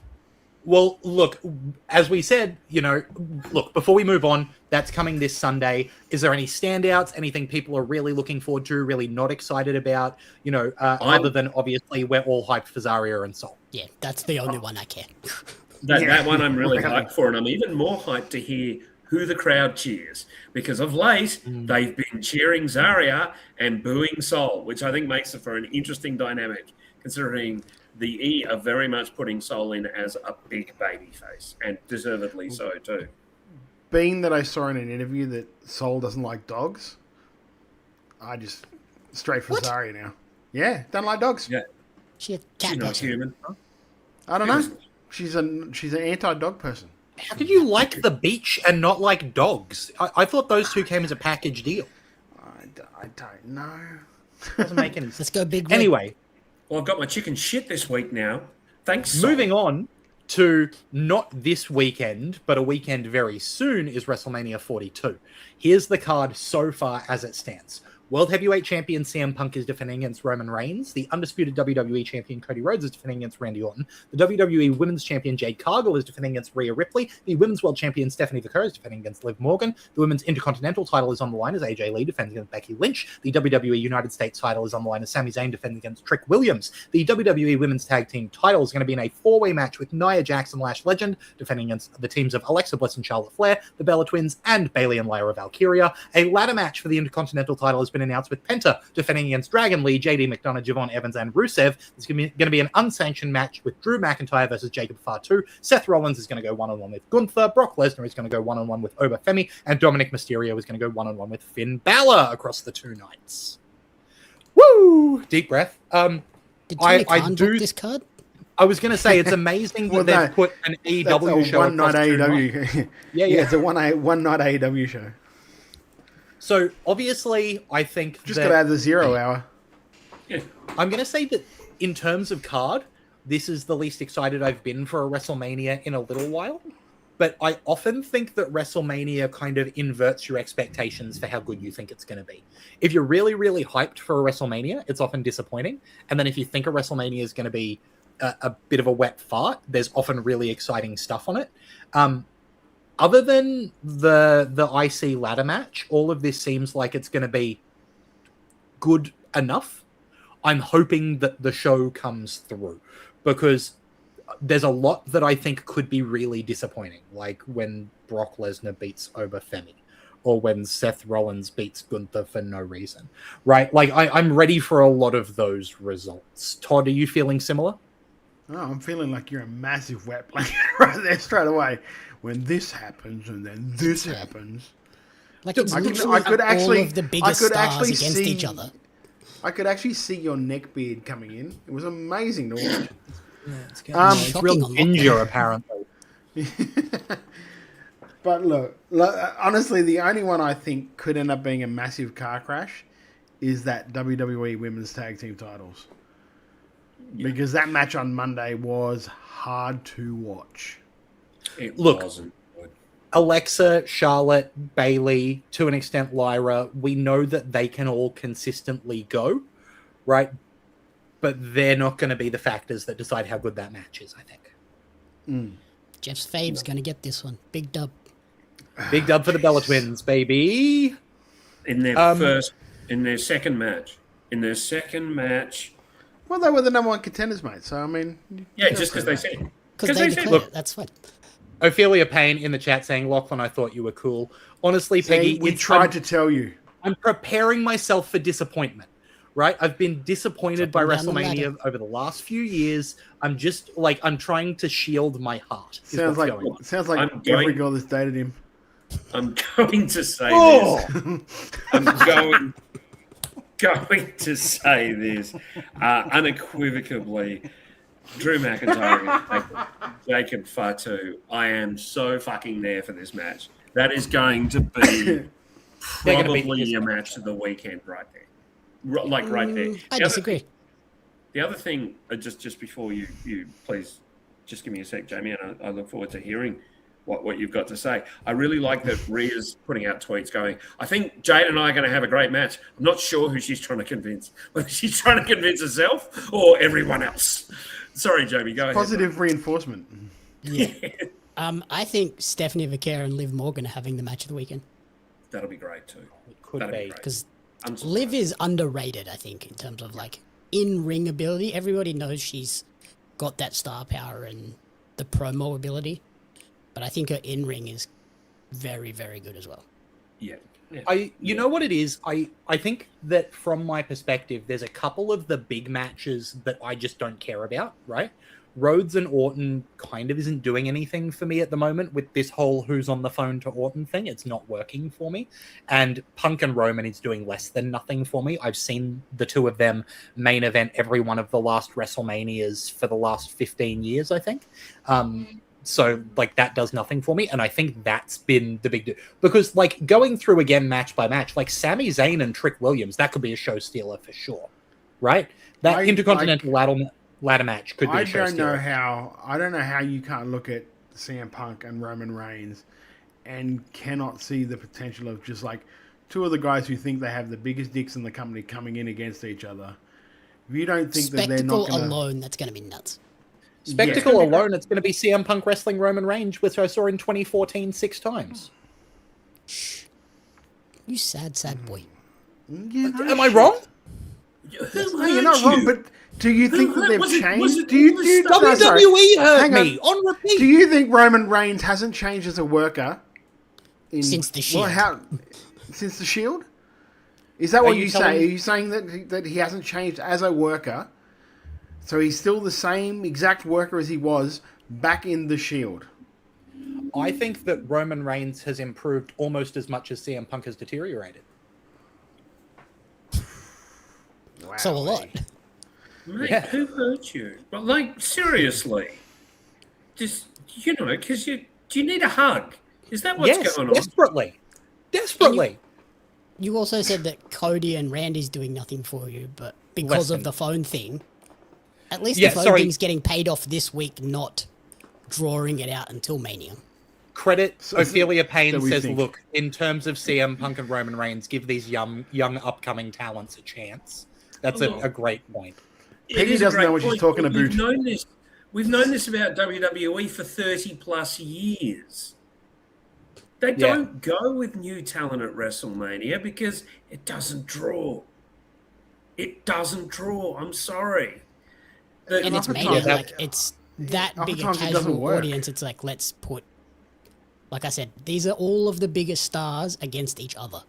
Yeah. And because it's Mania and it's because we're drawing in the celebrities and the athletes and your mum and dad who might not ever watch wrestling. I could be extremely naive here, but I think Obafemi's going over. You're extremely naive. I think he's going over. That reaction he got at Madison Square Gardens, that tells me right there. He's going over. He was the biggest draw. He was the biggest pop and the biggest reaction on that show. Even if it happens, Israel I'll admit Adesanya in the UFC was doing the Obafemi strut. During his match on the weekend. His entrance, he did the Obafemi strut. I was like, that's cool. I'll hope. I love the Oba strut. It's great. Great. Look, I've been hurt too many times, I think. So Clearly. let's move on and talk about a company that I've only ever had good things to say about, AEW, where apparently some huge, exciting talent returned. Let me just... Jesus Christ. Jericho's back. Hey? Hey, That Jamie, happened. give us your Dynamite report. Overall, the show had a weird vibe because we kicked off with that. Like, a minute after the show began, Jericho returned. I have a live reaction for it. Okay. Well, that happened. Okay. Who? You And you're actually wearing beat the me same top. clicking on that clip by 5 seconds. You're wearing Yeah, the same top. Clearly it was today. Let's try and work around that for a minute. Kyle Fletcher is reportedly in a boot after this week's collision, so that sucks. That huffs farts. I hope Kyle Fletcher's okay. Let's I hope. did see a the thing report is- he was in good spirits, so I'm hoping it was just a precautionary, let's put him in a boot, give him a week or two off. He should be okay. I like that it might have moved him out of the vortex of Jericho. That's true. But really, what did he didn't do anything on that. So we don't even know what. We just know he's back. He came back, he said he's home, and then he left again. Yeah. Who? Look, again, I'm trying to move away from your it. mate. It doesn't surprise me that Purple Fletcher's man in good that I spirits. influenced, apparently. Jamie, you've Because he met now the has a guy. mustache. He's always in good spirits. Of course, Kyle Fletcher's in good spirits. That's the kind of guy he is. Josh Alexander has shared some unfortunate news after suffering an injury at a recent AEW collision taping. While competing in a trios match on March 18th, he sustained a knee injury and had to be helped to the back. He gave an update on the situation today and revealed that he was just told he'll need to undergo surgery. He said that there's no timetable right now for when he'll be back in the ring. That sucks. Well, he's Thank had God the there's. surgery. Yeah. 'Cause he Thank put God there's up a 1,000 photo people in the today. Callis family because they drop like flies. Yeah, he Well, put up I a was gonna photo say- today, post-surgery, that was like, his wife had edited it. It looked like he had a crazy amount of plastic surgery on his face, and he was like, do I look beautiful now? Fantastic. Fantastic stuff. Yeah, good thing Velado Jr. is in the Don Callis family to replace him. The AEW and Triller era appears to be coming to a quick end. Starting on Friday, potential subscribers can no longer sign up for the AEW Plus subscription service. It gave international viewers the ability to watch weekly Dynamite and Collision episodes and archive AEW content, in addition to a discount on AEW pay-per-views or for a monthly fee. The message that comes up when you try to click on it reads, AEW Plus is no longer open for sign-up. Then it refers users to My AEW instead. Jamie, you've been using My AEW. How do you think this is a bad thing that AEW Plus has gone after experiencing My AEW? Absolutely not. Much better value and a much better service. I've had one little hiccup, and that's it. Other than that, perfectly fine. Was Do it you think? Jericho How long do returning? you? How long I do you wish. think? How long do you think before they just phase Triller out completely? It'll probably depend on subscriptions. Because I know, like, you can do the annual subscription for it. They'll have to wait for all of those to expire, and then it'll just disappear. Yeah, if someone made an annual subscription a week ago, they've got to get You have to theirs. give them a year, unless you I'm trying to refund remember them and, what reimburse what them. happened. What happened with the WWE Network when they did that? I can't remember. They stopped letting you pay for it a little while before, and that was only, but that you could only pay monthly, right? You couldn't pre-buy Yeah, you an can only annual. pay it monthly, and I think okay. it was 2 months before they said we're going to go. We are the network is finishing, but you'll have 2 months free. We're going to Netflix. Was essentially because it went straight to Netflix, didn't it? If I'm not mistaken. Yeah. So if you had an account, it was basically you don't need to pay again, and in 2 months it won't be there anymore. From memory, it was a while ago now. Yeah, so I imagine Triller will do a similar thing. And it's like, if you've got a yearly subscription, yeah, you'll still have access, but once that's up, it's gone. Yeah. I wonder if they'll we've still got- keep the pay-per-views available on Triller. Probably. I'd say anywhere that they can put pay-per-view, they will put it, because only 2 people need to buy it to justify putting it on a platform, right? Oh, I don't know. I don't know what their margin is. I don't know what their... Yeah, I wouldn't be shocked if they just dump Triller altogether, because it's like, if you want to get a pay-per-view internationally, buy a month of our thing. Yeah, there's no reason. But like, is anybody still going to be buying the pay-per-views now that they're available? Like, once nobody's buying them, obviously they stop putting them there. But if there's still a few people who haven't, if someone wants to pay $35 for it, they'd be silly. But if you're watching, if you're watching it on Disney, and then you don't like, so you're not a member of AEW Plus, then you probably buy it off Triller. Yeah, that's true. Or would you pick and choose main event? WWE went to binge. Do you know what though? The problem at the moment, the problem at the moment is because there isn't the accessibility of AEW Plus. Like, you can't watch it on your phone, you can't watch it on your tablet. It leads it to being like, well, I'm just gonna, until they work that shit out, I'm gonna stay on.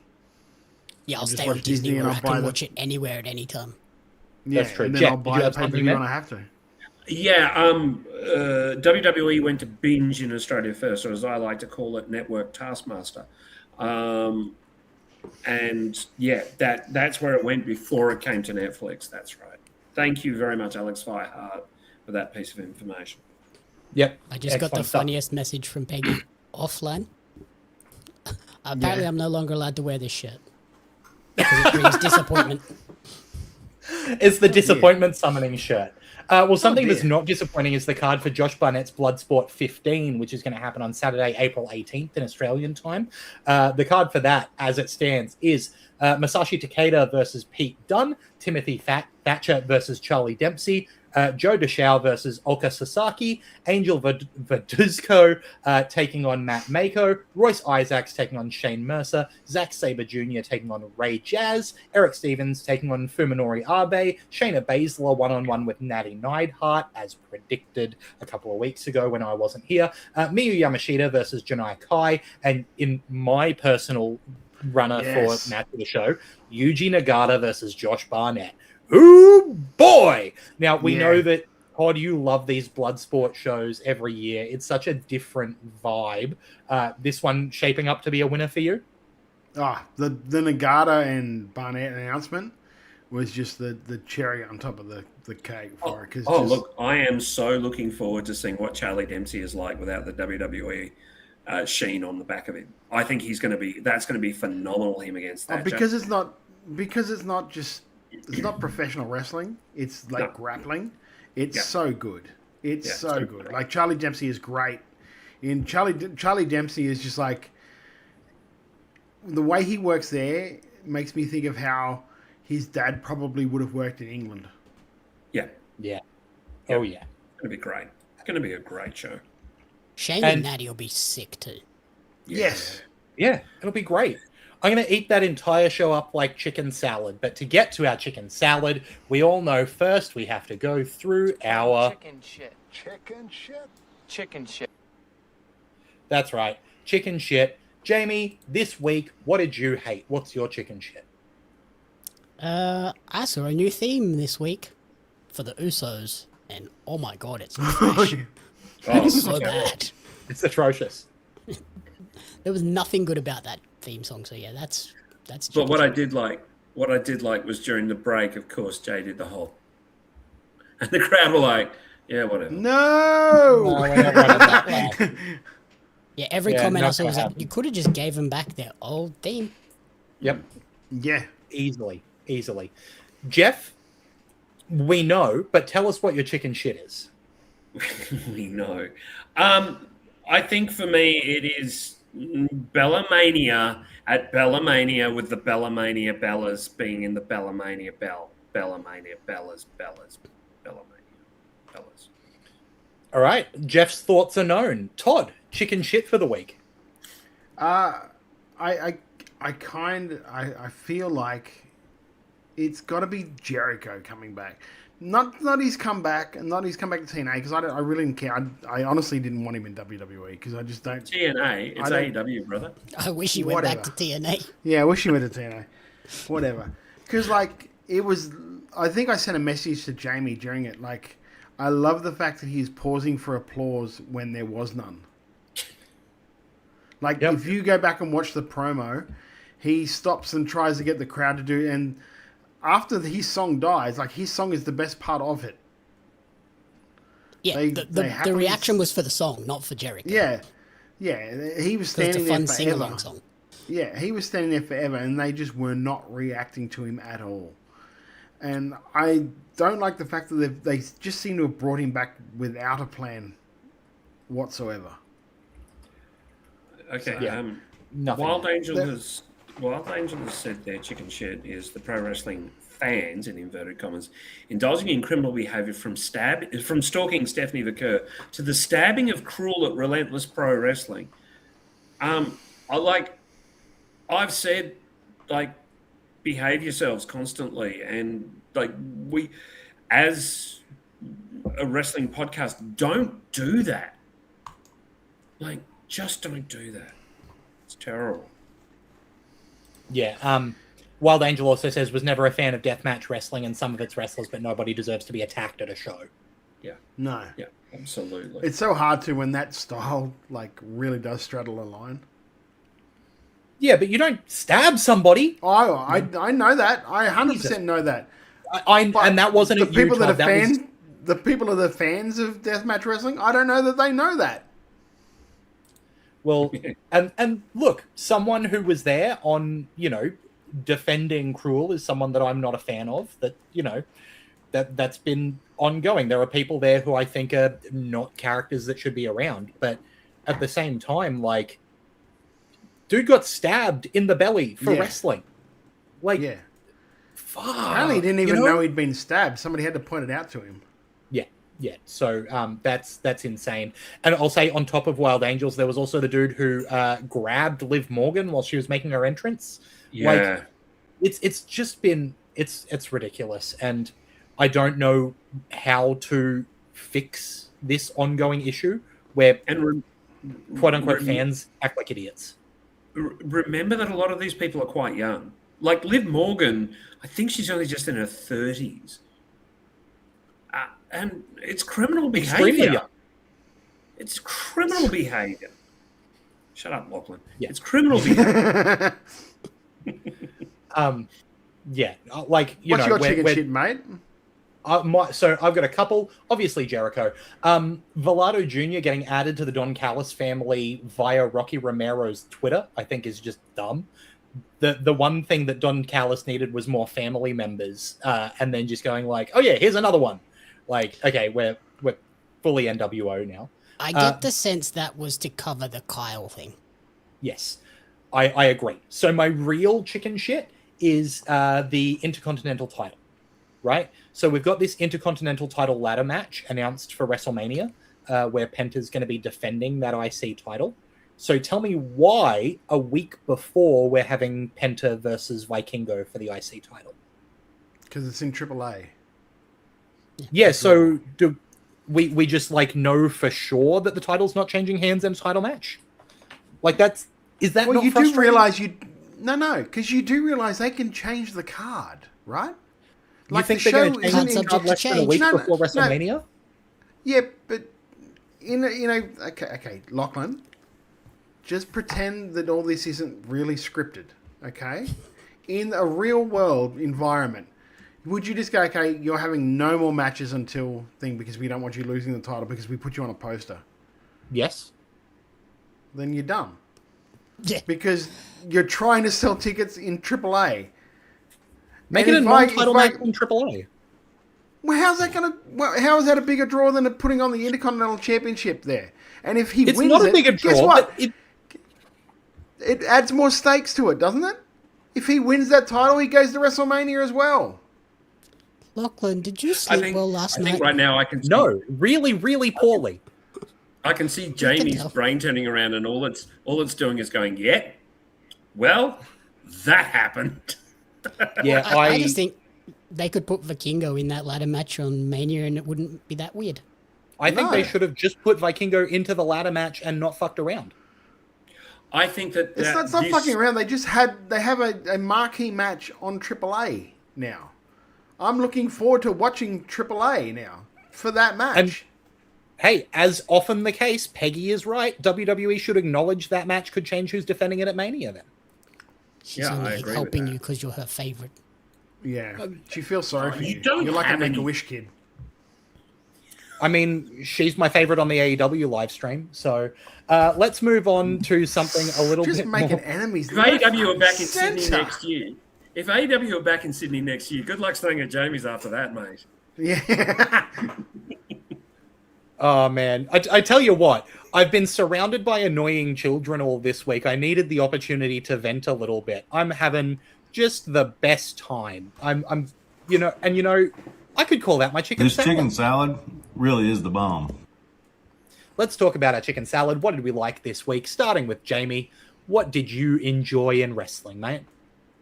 So this is a bit of a weird one, but it's TNA referee Alicia Lane for having the common sense to immediately go, Steve Macklin is not right here. I'm going to stop the main event just as it got started.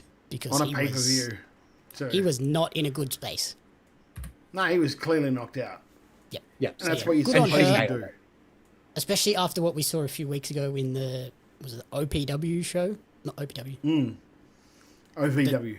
OVW. Yeah. After what we saw in that show, to see a referee show a bit of common sense and be like, he's not good. We're going to stop this. And yeah, on a pay-per-view main event, that would have been a very hard call to make, I guess. Yeah, absolutely. Alex Fireheart's chicken salad. I'll say this one because I can't imagine it's clashing with Jeff or Todd's. TNA pulling Lei Ying Lee from TJPW Grand Princess gave us Miyu Yamashita and Arisu Endo versus Takumi Iroha and Sari instead. Easily the match of the night. Star-making performance for Endo, especially if you see one match from that show and make it that tag match. Grand Princess has been great this year. Sari's something special. Like, WWE completely fucked her. Like, so good. Macho Man Andy Champs on that Savage. show too. Macho Man Andy Savage stole one of mine, so let's pass it along to Jeff. Chicken salad for the week, mate. I have two, and I hope one of them isn't treading on Todd. The first one is during Katie Lux and Erica Reed. Erica stopped with Katie's head in her hand, sort of pulling her up from the floor, and went, always was, and the entire crowd at MCW chimed in with, always will be. Just a beautiful moment. If you know Erica's history, it's just something really touching. And Erica, if you're listening in, thank you so much for that moment. I teared up, and I'm tearing up now. As you all know, I get a little emotional. The other thing I really liked, and I'm excited for this match on Sunday, is the men's North American title, Miles Bourne against Johnny Gargano. There was a lovely promo section in this week's NXT where Miles Bourne is being interviewed and Gargano shows up and he's looking bedraggled and he's like, I don't know which me is going to show up. I can hope I can find Johnny Takeover, Johnny Wrestling, and if I can, be careful.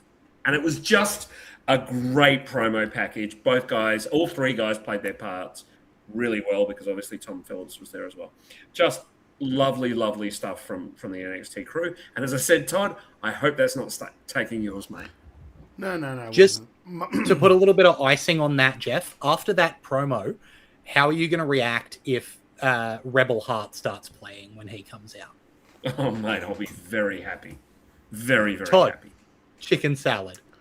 Well, originally my chicken salad, one of the chicken salads was the TNA referee because I thought it was brilliant what she did. And like takes balls to do it. And also Eddie Edwards for just on the fly coming out and going, put me through a table. Yeah, well done to everyone involved for like pivoting and making it seem not that strange and out there. Yeah, because he was in very much trouble. That was out cold.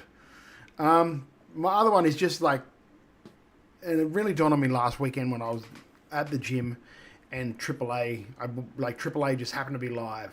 So I started watching it.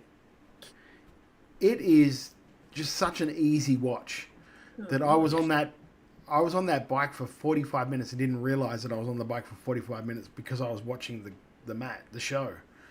And the fact that they're working in this other stuff, like they've got, and Rey Mysterio on commentary is brilliant on AAA because every time there's a promo, he like translates it. Makes it such an easier watch when you've got that. and because then they can speak in their native tongue, and you've got Ray there translating it for us who don't speak Spanish. Not only that, you've got stuff like I think Vikingo as a heel is brilliant in AAA. He has really found just like something different in that, and the way that they paid off that King of Trios over the 3 weeks, when he loses the match because like Vikingo Jr., who he beat up weeks ago, came back to seal that for him. It was so good. Like AAA it's for free on YouTube, as Lachlan says, every like Saturday. Check it out because it is a really good 45 minutes to an hour of TV. Is that not perhaps why your back is all messed up this week? Yeah, no, because it was well after that. Okay. Good. I mean, bad? I don't know. Yeah, all of my chicken salads have been taken by other people. Sunday, says Andy Savage. I absolutely was going to mention the TNA excellent refereeing. Macho Man Andy Savage mentioned one of mine, which is Chev's getting to announce her dream match against Eddie Kingston. Andy Savage says, I don't know what St. Louis Anarchy is, but I'll be checking them out. And then Wild Angel also mentioned that along with my other one as his two, which was Zarya confronting Sol Ruka in front of the food truck in public in New York City, and how it was shot from several different phones. It shows that good working feuds don't stop when the camera is cut. I thought that was excellent as well. Also, Alex Fireheart. On that show, Connor Everett's having his last match as well. The upcoming... Yeah, which, you know... A shame to see someone young not wrestling anymore, but again, it's nicer to see people go out more on their own terms than less. Yeah, so that's it's good that like St. Louis Anarchy let him. He came to them and went, "I want my last match to be with this guy," and they went, "Cool, we'll make it happen." Yeah, 'cause I'm pretty sure he started there, didn't he? Yes, yeah, that's his home base in the States. Good stuff. Alex Fireheart saying, additional chicken salad for TJPW. Every title changed hands and I was shocked every time. That never happens, so good on them. Oh, and hey, Inspiration 1 tag gold. It'd be nice if they could get their correct names on the lower third, but it's really good that they managed to get the gold. I forgot all about that. Explain that, will you? Don't just drop that and walk off.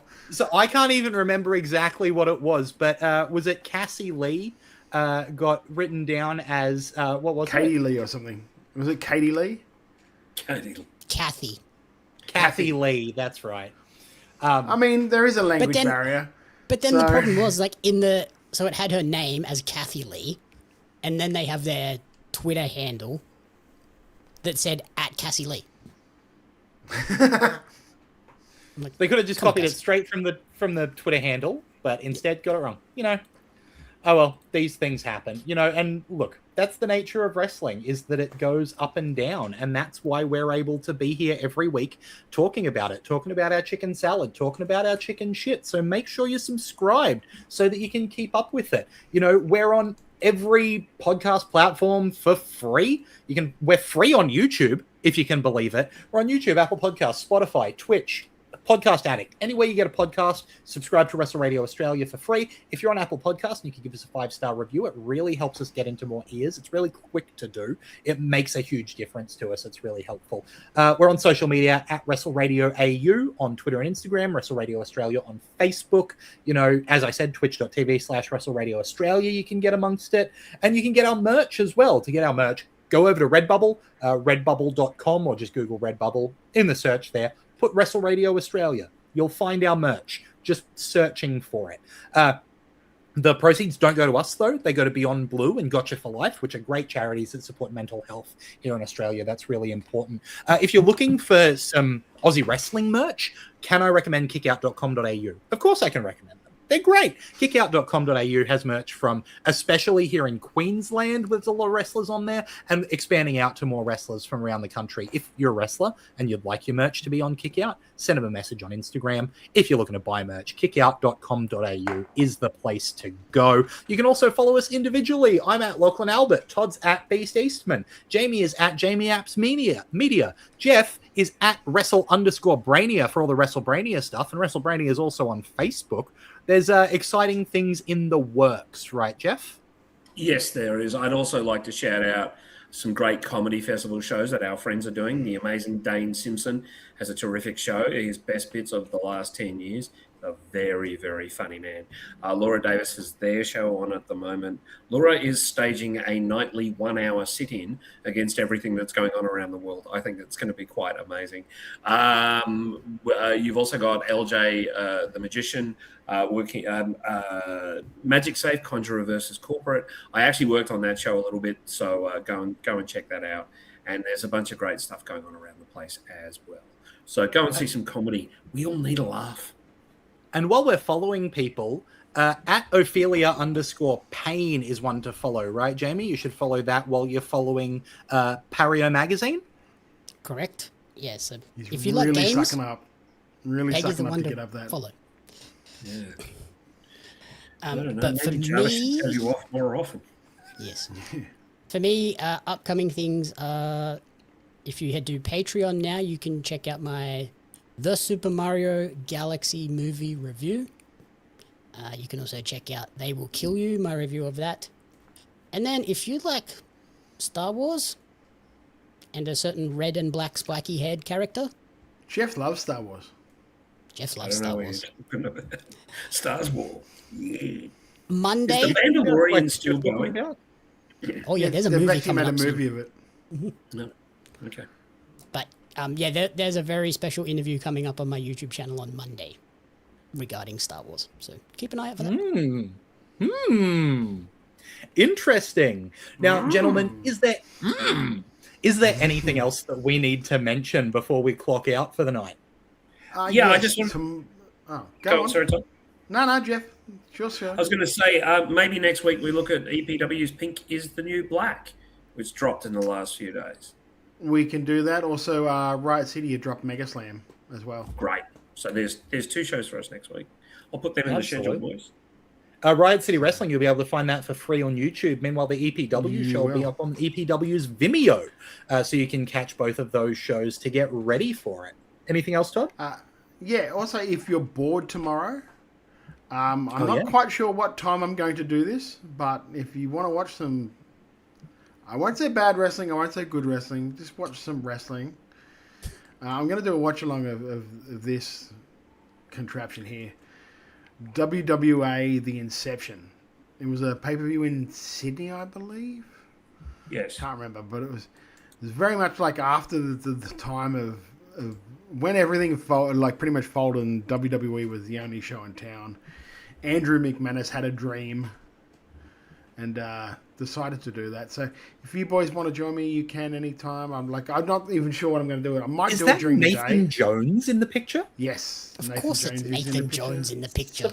And also, that logo is terrible because I thought it was VWA. Yeah. It's awful. What is VWA? And if it goes well, I've actually found every pay-per-view they did. There's 3 of them? 4 of them. 4 of them. 4 of them. There's yeah, 4 of them. One of them Todd, was in I don't need Scotland. to watch that show to know that it doesn't go well. One was in Vegas and one was in Scotland. One of my first live wrestling shows was a WWA show where I managed to score free ringside tickets, and the opening match was AJ Styles versus Christopher Daniels versus Jerry Lynn in a ladder match for like their light heavyweight title, and I'm like, this is just amazing.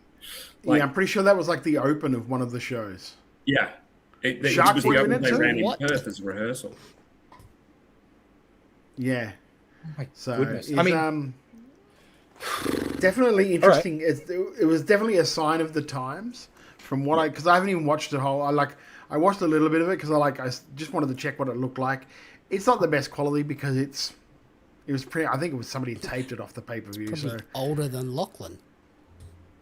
actually, Probably. wouldn't surprise me. No. could be. Could well be. No, because it was 2000s. So Okay. I was a small child. yeah. Yeah. But definitely interesting to watch. So we're gonna try that next. So what I'm next hearing is sometime. that everyone should go right now to twitch.tv/WrestleRadio Australia and hit the follow button so they get notified when you go live with that WWA watch along that is coming at some point tomorrow, because you don't want to miss that. So like I said, if it goes well and we have fun against all odds, we might try and like complete the series of pay-per-views. Next That week, sounds Todd will like have his torture. own welt. Yeah, Yep. that's right. That happened. Look, what a week it's been for wrestling. What a week it's been here at Wrestle Radio Australia. So on behalf of Jamie Apps and Jeff Setti and Todd Eastman, I've been some kind of demon wearing Lachlan Albert as a skin suit, apparently, because that's the kind of night it's been. So thank you so much for joining us here at Making Chicken Salad. Catch us next week, Thursday, 7:30 p.m. Australian Eastern Standard Time, as we get maybe not this crazy, but as crazy as we normally get about going around and looking at the world of wrestling. So till next time, have a good one. Trying to make chicken salad out of chicken shit, and it was just awful. I've turned chicken salad into chicken shit. I will continue to do so. Making chicken salad out of chicken. Make chicken salad out of chicken shit.